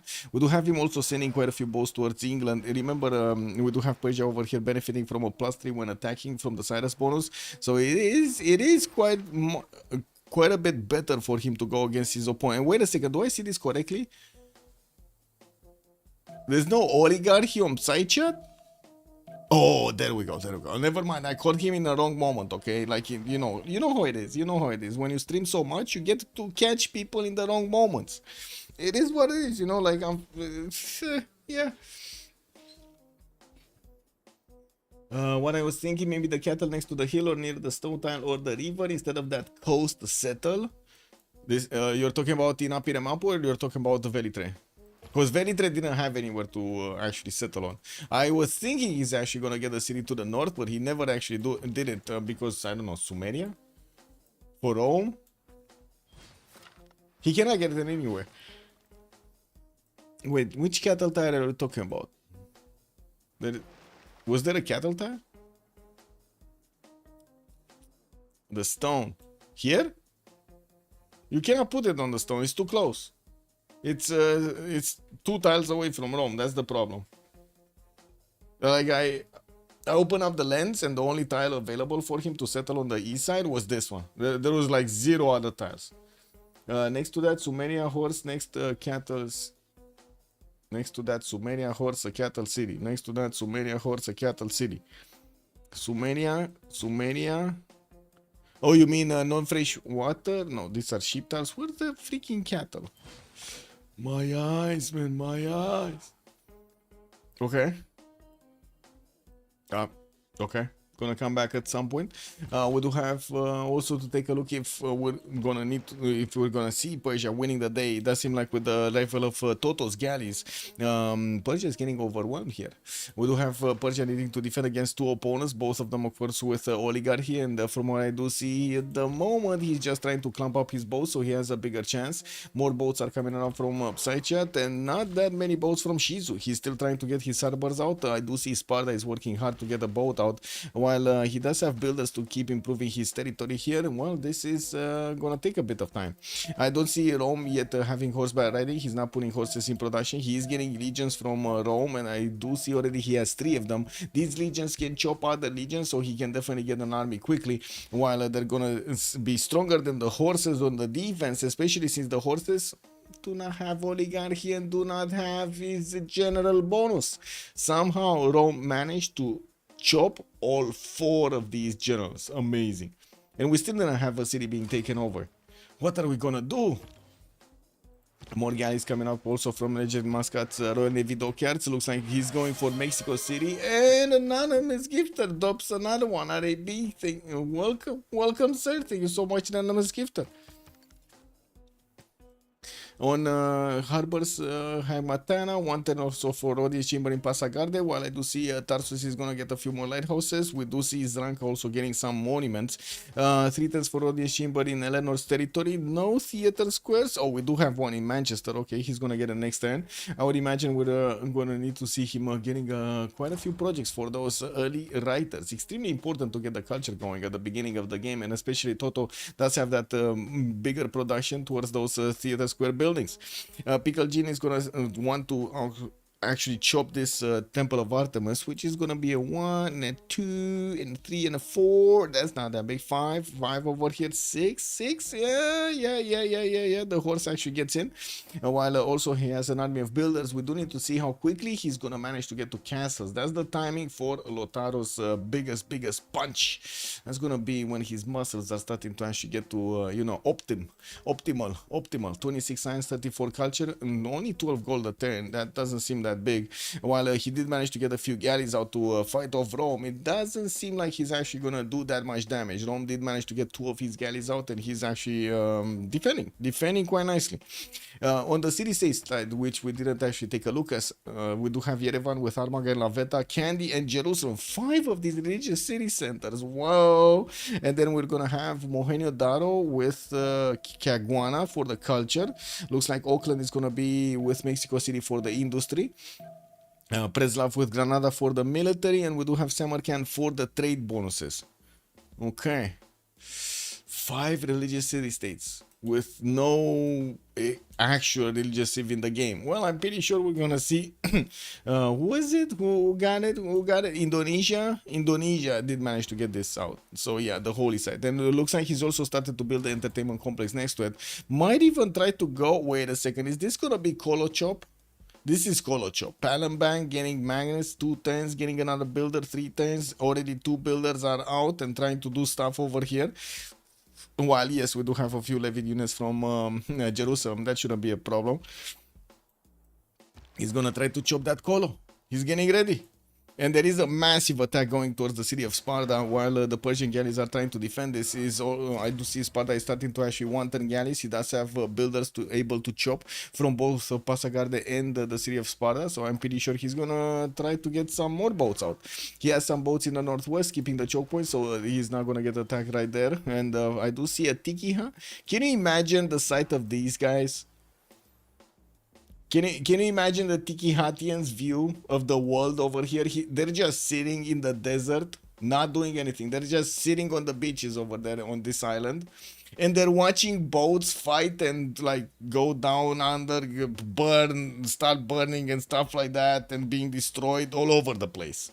It's like watching a football game for them. Like they don't even know what's happening. It's like, wow, man, wow, whoa, whoa, whoa! Look at that boat! Look at that boat, man! Look at that boat! It's about to ram the other one. Yeah. I told you, 5 coconuts.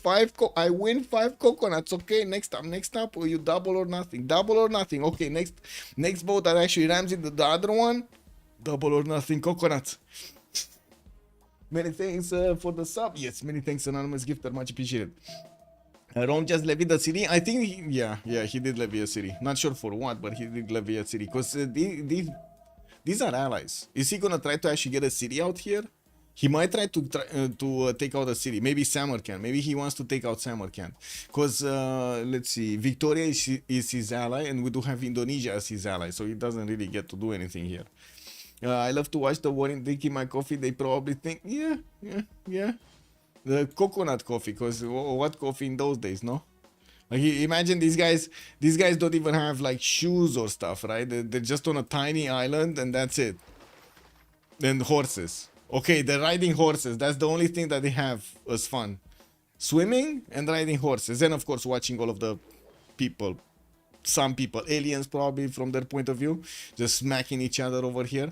In pinkish boats and purplish boats. Cake W, man. Escape city plan. Yeah, I think this is escape city plan. He does need to upgrade these though. If he wants to actually do enough damage to Samarkand, he needs to upgrade these. That's gonna be a long time. This is like a plan for like 30 turns or something, or 20 turns to get Samarkand. Okay, we do have Sumeria getting another settler east side on that river, and it looks like they're boxing into Villageois. This is starting to get to the dangerous part. We do have a 4th Legion coming down from the capital city. I do notice Villageois did manage to get that warlord thrown out. Quite a few more galleys in the south of Velitre, watching the galleys of Mapuche, and of course Mapuche at the moment is taking a bit of a break from building galleys. He's going for engineering, and of course getting closer to his castle's upgrade, and trying to also get some granaries for the extra food, while his builders are gonna start chopping here. We do have him starting to place down a few theater squares for the extra culture. Still 20 science and 35 culture is kind of the same level as Trajan's 25 and 35. Now we do have Mr. P here with 35 science and 27 culture, since he did manage to start off with those campuses, put down a few of these ziggurats, a very good one in the capital, and the city of Vuruk is right now on 33.6. Well, let's see next turn when he's gonna get to upgrade these tiles, man. Oh man, did he get the watermill? So there still is a watermill to build, and he still has at least 5 farms that he can build here. This is not floodplains, right? This is not floodplains. No, this is just grassland. This is not floodplains. So only 4 of these are going to be flat on the floodplains. And he's going to need, of course, to get, I would say, farms in Ur as well, the city in the north. 4th city about to pop on that main style, while I do see the 4th Legion of Rome is getting out. We do have basically a line of generals just spooking out all of the Sumerian horses. And I can't believe not a single city has been taken. Attack is over. Looks like the Tiki-Hatians are actually seeing the survivors here of the galleys. Well, they're now spreading the coconuts to all of the winners. Now we're gonna see also Sparta getting that campus out in 4 turns, and I do also notice Shizu. Wait a second, do you want to chop that rice or do you want to take that rice home? That's the question. Build a farm or chop the rice? One of the two. Rome got all of these generals and no push. I'm very surprised, right? Yeah. I get it. It looks like he's extremely defensive, and this, like, I get it on some sense because he didn't manage to get the timings correctly, and he really wanted to get all of the generals away from Sumeria. That was a lot of production, an insane amount of production, but at least he did it. He could have, I think he could have, with the time he spent to get the generals, he could have gotten a few horses out if he actually beelined towards horseback riding, like got in camels, like got the bronze working, and then go directly towards horseback riding. That might have given him just enough time to get like 2 or 3 horses out, and Boom! The city of Eridu might have been taken out. Yeah, maybe it would have been slowed down by opponent's units. There were 2 war cards at the beginning and 1 warrior that would have slowed that down, but he still had, you know, so he still had the horses to actually be very quick, and he had so many chops from the builders. No worker wants to meet that tribe. The worker wants to meet the tribe? Oh my god, man. They're actually gonna give them shoes and pants and t-shirts and caps? No? Oh, well, yeah, this is what it is.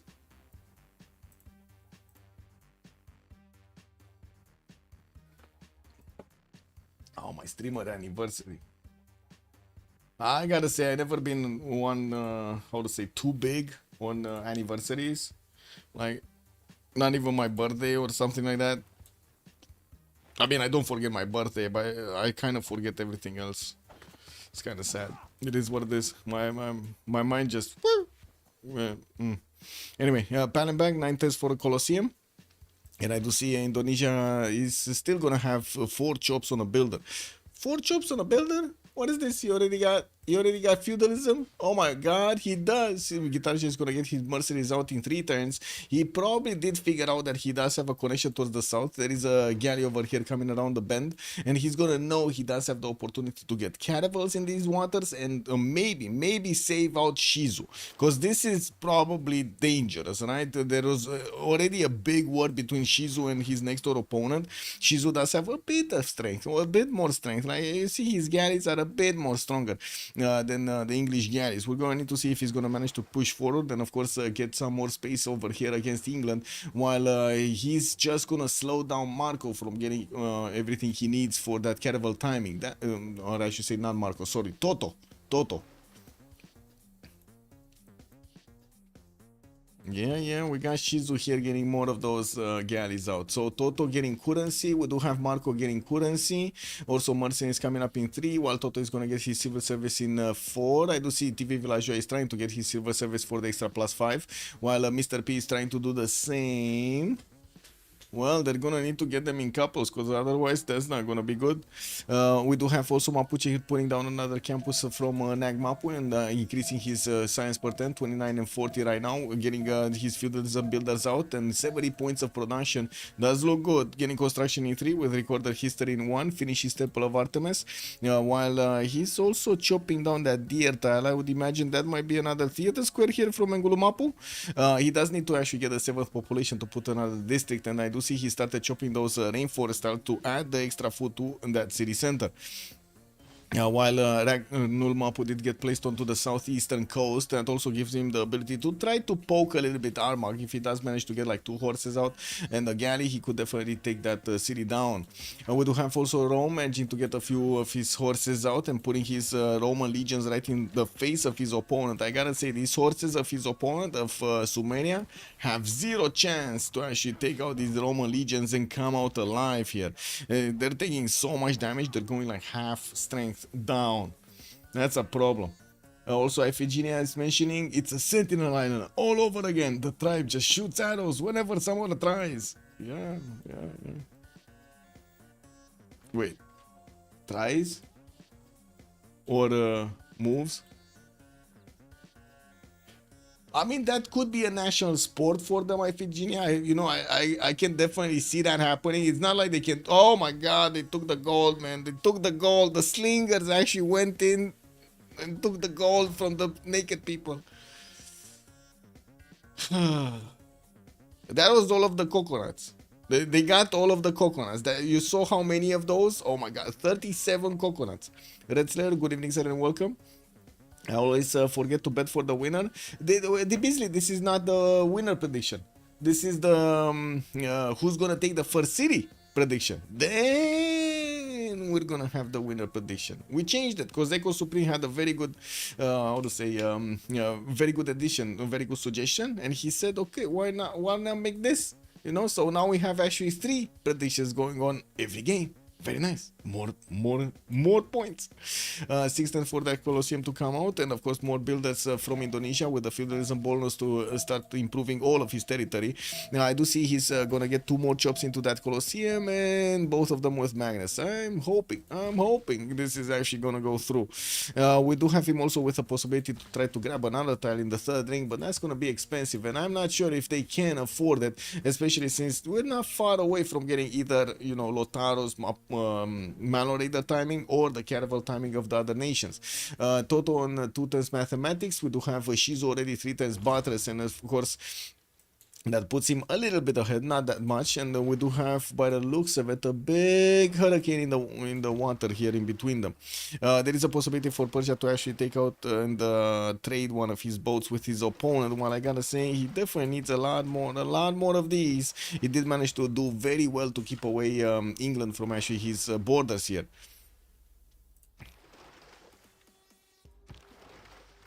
Imagine a bombard on a horse-style island. Yeah. Even an archer on that island could farm XP. Yeah, true. You know, just let the caravels pass, man. Throw rocks at them. It is what it is.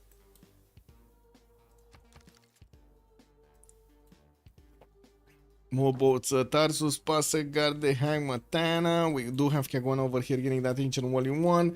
And by the looks of it, we're going to have quite a few campuses also coming around from Plymouth right now. Toto did not go for the theater square in the capital. He's going to get that +5. That sounds good. Amphitheaters in his theater squares for those writer points. He's already on 3 writer points at 10, while Mapuche is on 1.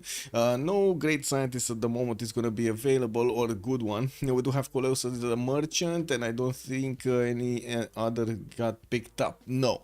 We did have in the animal screen Themistocles being picked up by Victoria Age of Empire, Gaius Dulius on the side of Indonesia, and Timur on the side of Sumeria. And I feel a bit uncomfortable. I need to release my... give me a second. I need to release the pressure. Oh.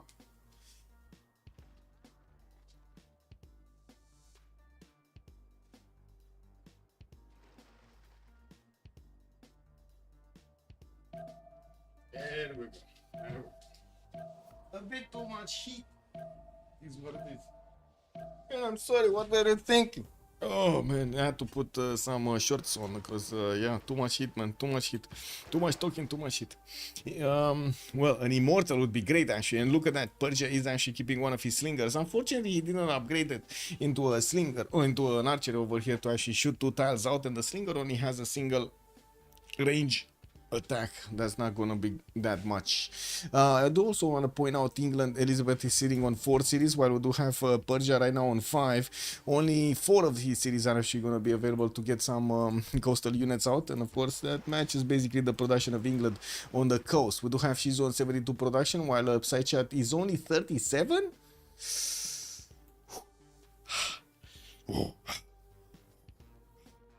That sounds bad. That just sounds bad. Is this spawn diff?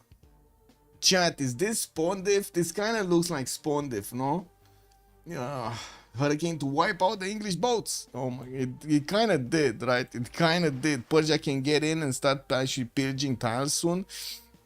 And I do see he's smashing through the other boats quite easily.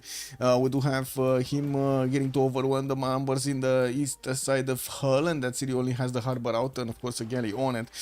We do have also more of these galleys coming around from Passegarde and Sparta. He's starting to actually get ready for the caravel timing.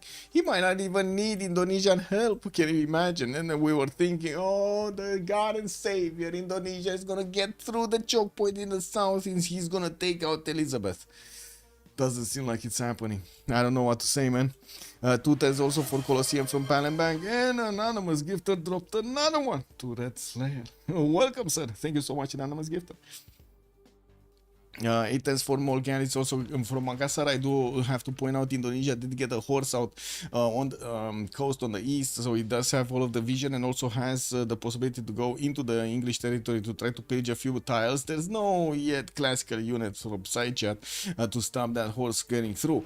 Indonesia getting galleys on the east will also allow him to get a navy on the right side, not really needing to actually get his boats all the way towards the south to interact with his opponent.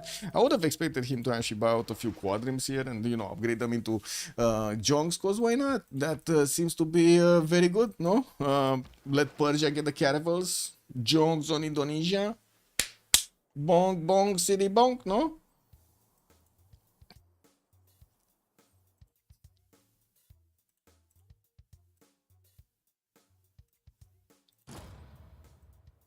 Oh, what's going on? Okay, so Rome right now is starting to actually get into the Sumerian borders. Is pushing in with the legions and did significant damage to the Sumerian horses. We do have his watermill coming out from Rome, and I do have to point out Mr. P did manage to get to 44 science with 29 culture and 95 points of production, while TV Villageois kind of stayed on 58 points of production. We do have him on 34 science and 39 culture. 5 tens for more settlers to come around from Mr. P, even though he's getting pushed significantly in the city of Nippur. He's 3 tens out from stirrups. And he has 0 pre-builds, or I should say no, 2 pre-builds for those knights, the war cards. We do have also a few archers coming around from his cities, and from what I do notice, he got his builders with feudalism points. Yeah, they are with. I hope so actually, because I don't know. This could be from the capital anyway. 4 charge builder. You do get 1 extra charge from Liang in any case. Oh my God, what is this? 50 production city? Oh, sorry, it's 60 production city. Excuse me? Okay, now is the time TV Villageois needs to move forward with these legions. Can you imagine getting a general over here? This is the flanking, right? He can get them to Eridu so fast. 2 tens, bonk bonk, city, at the city center. Also get some med packs over there. While, of course, the horses are going to need to keep away these other legions from the city of Nippur. And they're going to be in trouble if they actually go forward. Yeah, we do have Rome also sending a few units towards Mapuche. Quite a few horses actually got sent towards Mapuche. While I do notice swordsmen are coming out from his city centers, we do have Rome trying to push in quite hard in Apiremapu. With the swordsman inside, this is not going to be easy for the galleys to keep attacking into it, and it's only 2 galleys with the other 2 actually on the eastern side quite banged up. I'm surprised we don't see these galleys going back to his city center so he can try to get some extra heals going. Shizu is 4 turns away cartography, while Toto is only 5 turns away. You know, just casually only 5 turns away from his buttress. I think we know where this is going. Let's take a moves. Let's take a moves. We got some let's take a moves. Let's see. No, we actually didn't have. I think he lost one of his horses, right? That did attack, took out that war card from Nippur.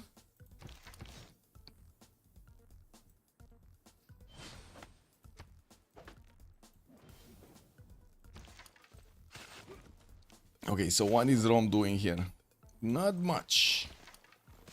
Taking out the swordsman. That's basically what he... Oh! Oops! Well, that could have gone better. I'm pretty sure Pickle Gene over here is going to try to get that swordsman into the city center and promoted next turn. We're going to need to see also if he's going to manage to put units in the front of the city so he doesn't allow the next horses to come around. His Villageois is also trying to get the road built. Isn't this kind of bad? Because Malo Raiders are definitely going to come out, right? There's no stopping them. They're coming out in 5 turns.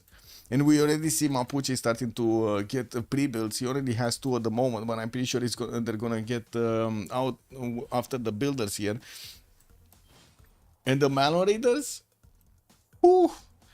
They're going to be quite strong against anything that Rome puts out. 34 science, 39 culture versus Pickle Gene's 46, 49. A bit more production on Pickle Gene, a bit more production also on Mr. P over TV Villageois, 99 versus the 61 of Rome. While Rome is still on 4 cities, he's starting to get his baths out. We're starting to tick down the clock until the next era, 5 turns to go. And we're going to see if they do manage to get their era score going. I do see England did manage to finish his pyramids next to the city of Newcastle upon Tyne. Got one of those theaters next to it. We do have him choosing Ancestral Hall as a specializing building in the Gavron Plaza. While he did still not settle Uluru, he did get quite a few horses to go towards Samarkand and is waiting for Rome's warriors to actually get to that city center. And these warriors are not even gonna get with the first levy to the safety settle of Samarkand. But at least he has a chance to be safe. You know, there is that. We don't know if there's gonna be a chance for Psychat to actually be safe here. And Toto? Okay, Toto is starting to also get some galleys out. Plymouth, Bradford getting galleys out. He can use Manchester. He can use York to get some galleys out. The only how to say a city that he cannot use is actually Nottingham because it's inland, and not even a harbor actually got put out in a position that he could use it to get some naval units out. In the tech side, we do have 2 turns for Shizu to get cartography. Looking at the score tab, he does have a decent amount of gold on his teammates. He's also 3 turns away from mercenary, so he's gonna get the half cost upgrade anyway, and this is gonna be significantly faster than whatever Eleanor is gonna put on the table here. Already Eleanor is getting smashed. We do have Bristol with another galley coming out next turn, and it looks like the Persian galleys are making their way to the capital city of Saichat. There are also some fish towers that he could grab some extra strength from, and from what I do notice, he's still keeping quite a few in his borders while he's applying the pressure against his opponent with the other ones. Indonesia still didn't get actually one of those Squadrons out. I do have to point out Indonesia does have the amazing ability of buying naval units with his faith per turn, and he's on 21 faith per turn right now. It's not that big, but still can buy quite a few boats, especially galleys. Every 3 turns, poof, a galley. Every 3 turns, poof, a galley. You know, another 3 turns, poof, a galley, and so on. Colosseum coming out from Palembang. He did manage to get that, and of course got to roll quite a few of these happiness points. Now we do have him on 56 science and 71 culture, not to mention 126 points of production. Looking good right now on the side of Marco. Kokusu was right. Look at that, Marco VIP. I gotta admit, Marco VIP. Also, Juan J, good evening, sir, and welcome. Rome making it easy for Mapuche to kill him. Kinda looks like it, yeah, kinda looks like it. This is gonna be unfortunate, because again, Mapuche is gonna have quite a power spike in the next few turns. Castles in 4, Divine Right in 3. I'm quite surprised Pickle Gene is actually not building more horses. I'm very surprised, right? This is the moment he actually needs to get quite a few of them. Yeah, there we go, there we go, there we go. Yes, yes, more horses, ponies. All the ponies unite. Yes. Puelmapu getting that builder out in 2. A lot of farming going in that city center. I do see also writers being picked up by Eleanor. The first one, Valmiki, did get out, and we're going to see how quickly he's going to get the other one. It does seem like he's on 6 rated writer points a turn. That's pretty good, not bad. 5 turns, he's getting another one, easy peasy. While we do have him getting a significant amount of galleys, he's still 3 turns away from Buttress. Oh, wait a second. Psychat is even further behind. He's barely getting Buttress in 5, while Shizu is getting cartography in 2. Oh, this is just not going to work. Ooh, side chat. There's gonna be a lot of destruction over here in the wash. A lot of destruction. Why didn't they let the Tiki Hatians actually have their fun? I don't get it, man. I don't get it. The Tiki Hatians were so valuable over here, just, you know, being on the sidelines and just cheating. Can you imagine like that scene? You see it from the galleys, right? You fight everybody like it's ready over there with full armor and swords and archers, whatever they were calling. All right, they were actually keeping on those galleys. Different times, tough times, and then you see a landmass somewhere, you fight your opponent, you see like arrows flying next to you and so on, stuff just getting hit. Wood sound, ding ding bong bong, the seas around you and so on, and from, you know, very far away you hear, yeah, get him, bro, yeah. You know, from that tiny island, yeah, give me my coconut back. Oh, I don't know about that. I kind of feel like why Shizu sent a slinger to just shut them up, man. You know, like, whoa. What are you doing here? What are you doing, man? My men are trying to actually focus and you're like cheating for coconuts. Are you real? Are you for real?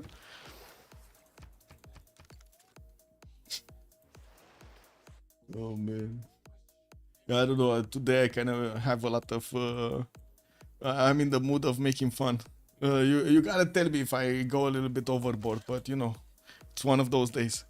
We do have knights coming around from Mr. P, and finally he's gonna get a stronger unit than the legions. He does have the ability to push into the legions with this stronger unit. We do have more units also coming up from TV Villageois. He does have 3 legions already coming around, and I do notice he did not manage to get into the borders of Mapuche properly. There are still galleys from Rome on the coast, and I don't see Mapuche having an easy way to actually take these down.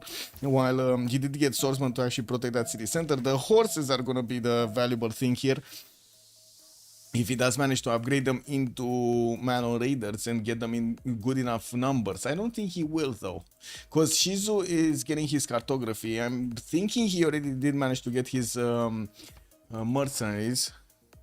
Yes, he does have his mercenaries, so we're gonna have galleys turning into caravels here from the city of Sparta and Passagar the next turn, while he's also gonna manage to get to roll into quadrims next. We do have finally the first quadrim coming up from Makassar. There is also Indonesia with some builders that will allow him to actually get those extra points going, those extra points of production into those quadrims if he needs to quickly. And getting the Jongs is gonna be important. Well, in the era score, I do see Pickle Genie is 4 points off from getting a Golden Age. Mr. P is 10 points off from getting a Golden Age. Side Chat going dark. We do have Toto going dark. It looks like Shizu is going dark. Legend Mascot is going dark. No, sorry, it's going Golden Age. He already did manage to secure it. TV Villaggio is gonna secure it. 59-55. Marco is 5 points off. That's kind of unusual, but I think his Jong is gonna be fine, right? Divine Right, did he just get Divine Right, or he's getting it in 2 turns? I think he's getting it in 2 turns. That might be a bit too late. That might be a bit too late. If he didn't get it right now, that will be a bit too late. That's a bit unfortunate. Let's actually see. Era score 54-59. Yeah, he does at least have the upgrade button, but you know, you actually need Niter for these chunks. It's kind of, you know, unfortunate, but cannons just don't shoot without Niter. You know.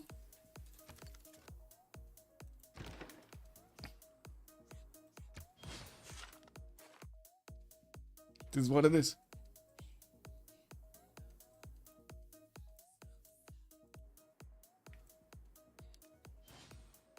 Okay, so we do have Purge upgrading his 5 caravels. Toto is 1 turn buttress, side chat 2 turns buttress. Let's see Toto's fleet. Oh, there are Persian caravels in the south of Zanka. Also, they did get upgraded on the coast. I didn't actually see if some of these boats actually got out here. He did get a harbor from that city center and is pumping out quadrims, while he does have a few galleys that are going to need to turn back and keep upgrading here. It looks like they're going to put all of the gold on Shizu. So on one side, we do have Shizu, that's kind of the VIP right now with the Legend Mascot, you know, just simming around. We do have also Marco simming around, but it kind of looks like Shizu's carrying. You know, I hate to say it, but it looks like, you know, the VIPs of the game, Legend Mascot and also Marco, seems like they're taking a bit of a sideline kind of role in this game, and then Shizu is all out fighting on the left, on the right, everywhere. 3 nations, man. He's just totally overwhelming his opponents here. Let me actually put up the chat. Oh, Papa's good evening, sir, on YouTube. Also, Joshua Smith, good evening, sir. Civ7 will be good in 5 years. If it is still viable economically, yeah, sure. If anything can happen in 5 years, man. We can get to the moon, we can get back, we can get to Mars and get back. Anything can happen.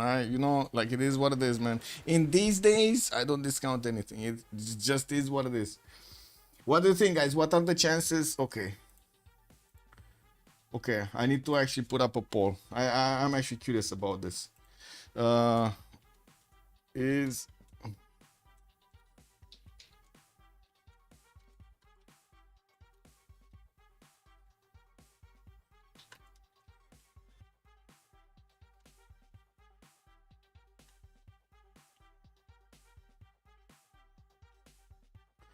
I'm curious. Okay, I'm curious. I'm put it for 5 minutes. I'm gonna let you think about it. I'm putting a poll up. Is Civ7 gonna be good in ... Is it gonna be 6 months, 12 months, 2 years, 3 years, never? I don't know. Chat is gonna tell me right now. What is going on, chat? 2 years. Somebody just put on 2 years. We had also in YouTube 5 years. I guess you can put 3 years. For 3 years, 5 years, that's just an eternity anyway, right? So Anyway, horses coming up from Birmingham, and I do see Indonesia still did not upgrade his squadrons. Looking at the army tab here, there is no niter on any side, to the south, we do have already Persia getting those caravels upgraded against Toto. Toto is trying to get to cartography and mercenaries. He's four turns, very late on getting these. And from what I do notice, unfortunately, he is very exposed also to these caravels of Persia. I'm a bit surprised we don't have Persia sending his galleys back, just letting the caravels to deal with the problem on the front line so he can upgrade a few more. It would be extremely valuable to have at least 5 units to take out as many of these galleys as possible, but maybe we're gonna need to see him choose his targets here. He can try to do 2-1s, right? 2-1s, like hit with the caravel, hit with the galley, hit with the caravel, hit with the galley, and manage to take out one boat at a time here, which will still expose the galleys to some counterattacks, but I'm pretty sure the caravels are gonna get the experience points and gonna be stronger, better next time. Okay. Persia, get in, bro. Get into the fire. So he's keeping this city of Hull from pumping out any boats, and we do have him getting in towards the main city of Bristol. It does seem like he's keeping Birmingham from actually getting any boats out, and this is extremely problematic for side chat, especially when those junks are going to come out from Marco. That's going to be dangerous. TV Villageois did manage to get Niter, 5 Niter right now on that guy, and he's going to put it, he's going to give it to his allies there as soon as possible.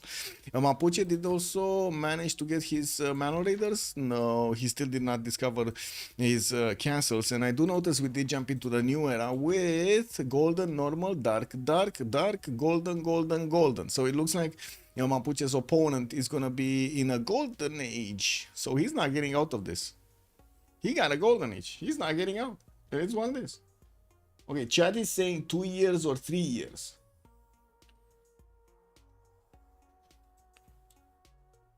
And how much do you think is 3 years, 2 years of development for a game that doesn't really sell?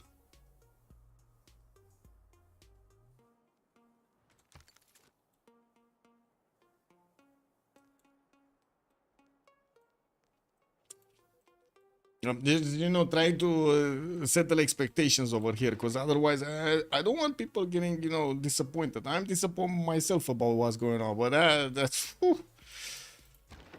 Trying to keep alive the Civ6 stream, at least, the scene.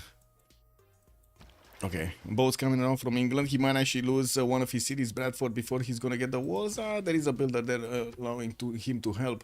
Cartography in 3, he does have the ability to actually get some boats from Manchester, and that's a victory very quickly on this tilted axis map. I don't know who won, but I'm pretty sure it was Middle Moove, wasn't it? From the hand of the it wasn't the right team? No, it was WSS, sorry, WSS, not Middle. WSS did manage to win the game right here, even though we did have Sumerian with some very big stuff over there. Side chat just couldn't handle the pressure of his opponents, and I gotta say again, I'm kind of sorry we didn't actually start off from the beginning with enough time to get going through the pick and ban phase. Thank you so much, TV Villageois. Merci beaucoup, monsieur, for letting me know that the game was actually 1 hour earlier. Oh my god, I was like sitting over here just eating a soup, and I was like soup just came out, it's everywhere. Yes. Did you see I wasn't even able to type properly? Oh my god, man. Yeah, GG. That's a GG. Did someone had a party to go to? I mean, we didn't even have a single city being taken, man. We didn't even finish this. I don't know how to finish this.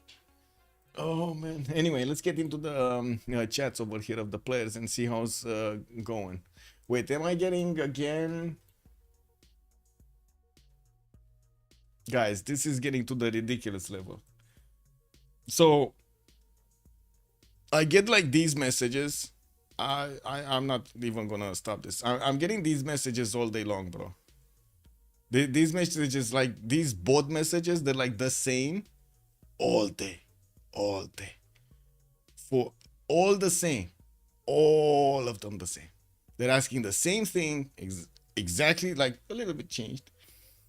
It kind of sounds like I was doing like,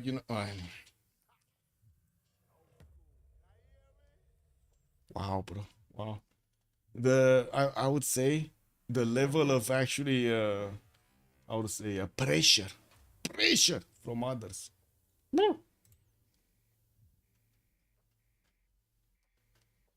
Crazy, man. Okay, let's get here.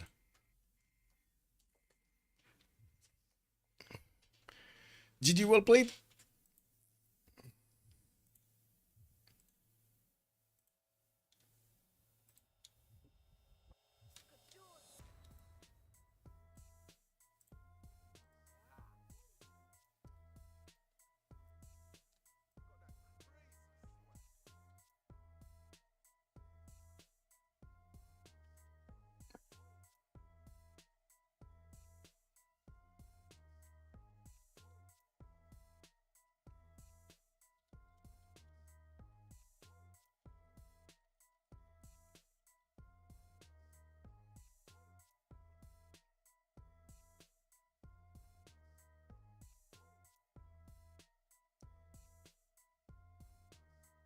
Yeah, yeah, big Kilimanjaro, and it's already exploded over there.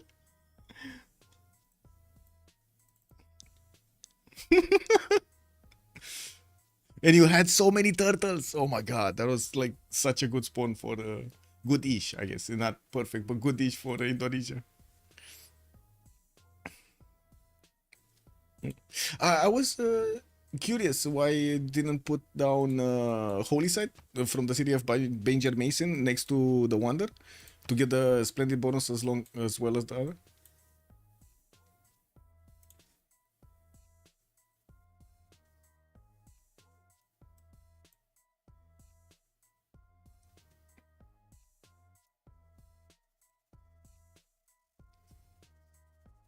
Ah, I see. Okay.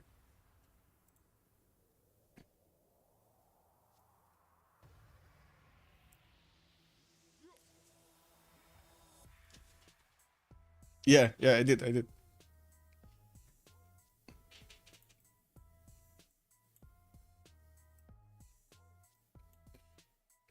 Then you had to move. Yeah, went back.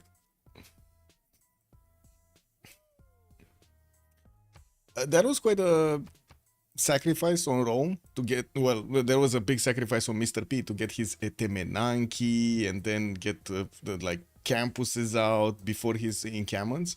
And I was surprised why you saw that or you didn't see that on Rome, because I was thinking you definitely would have had the timing to get some horses over there with the first general.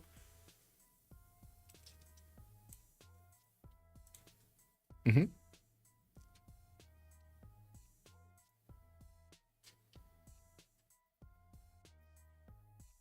Yeah.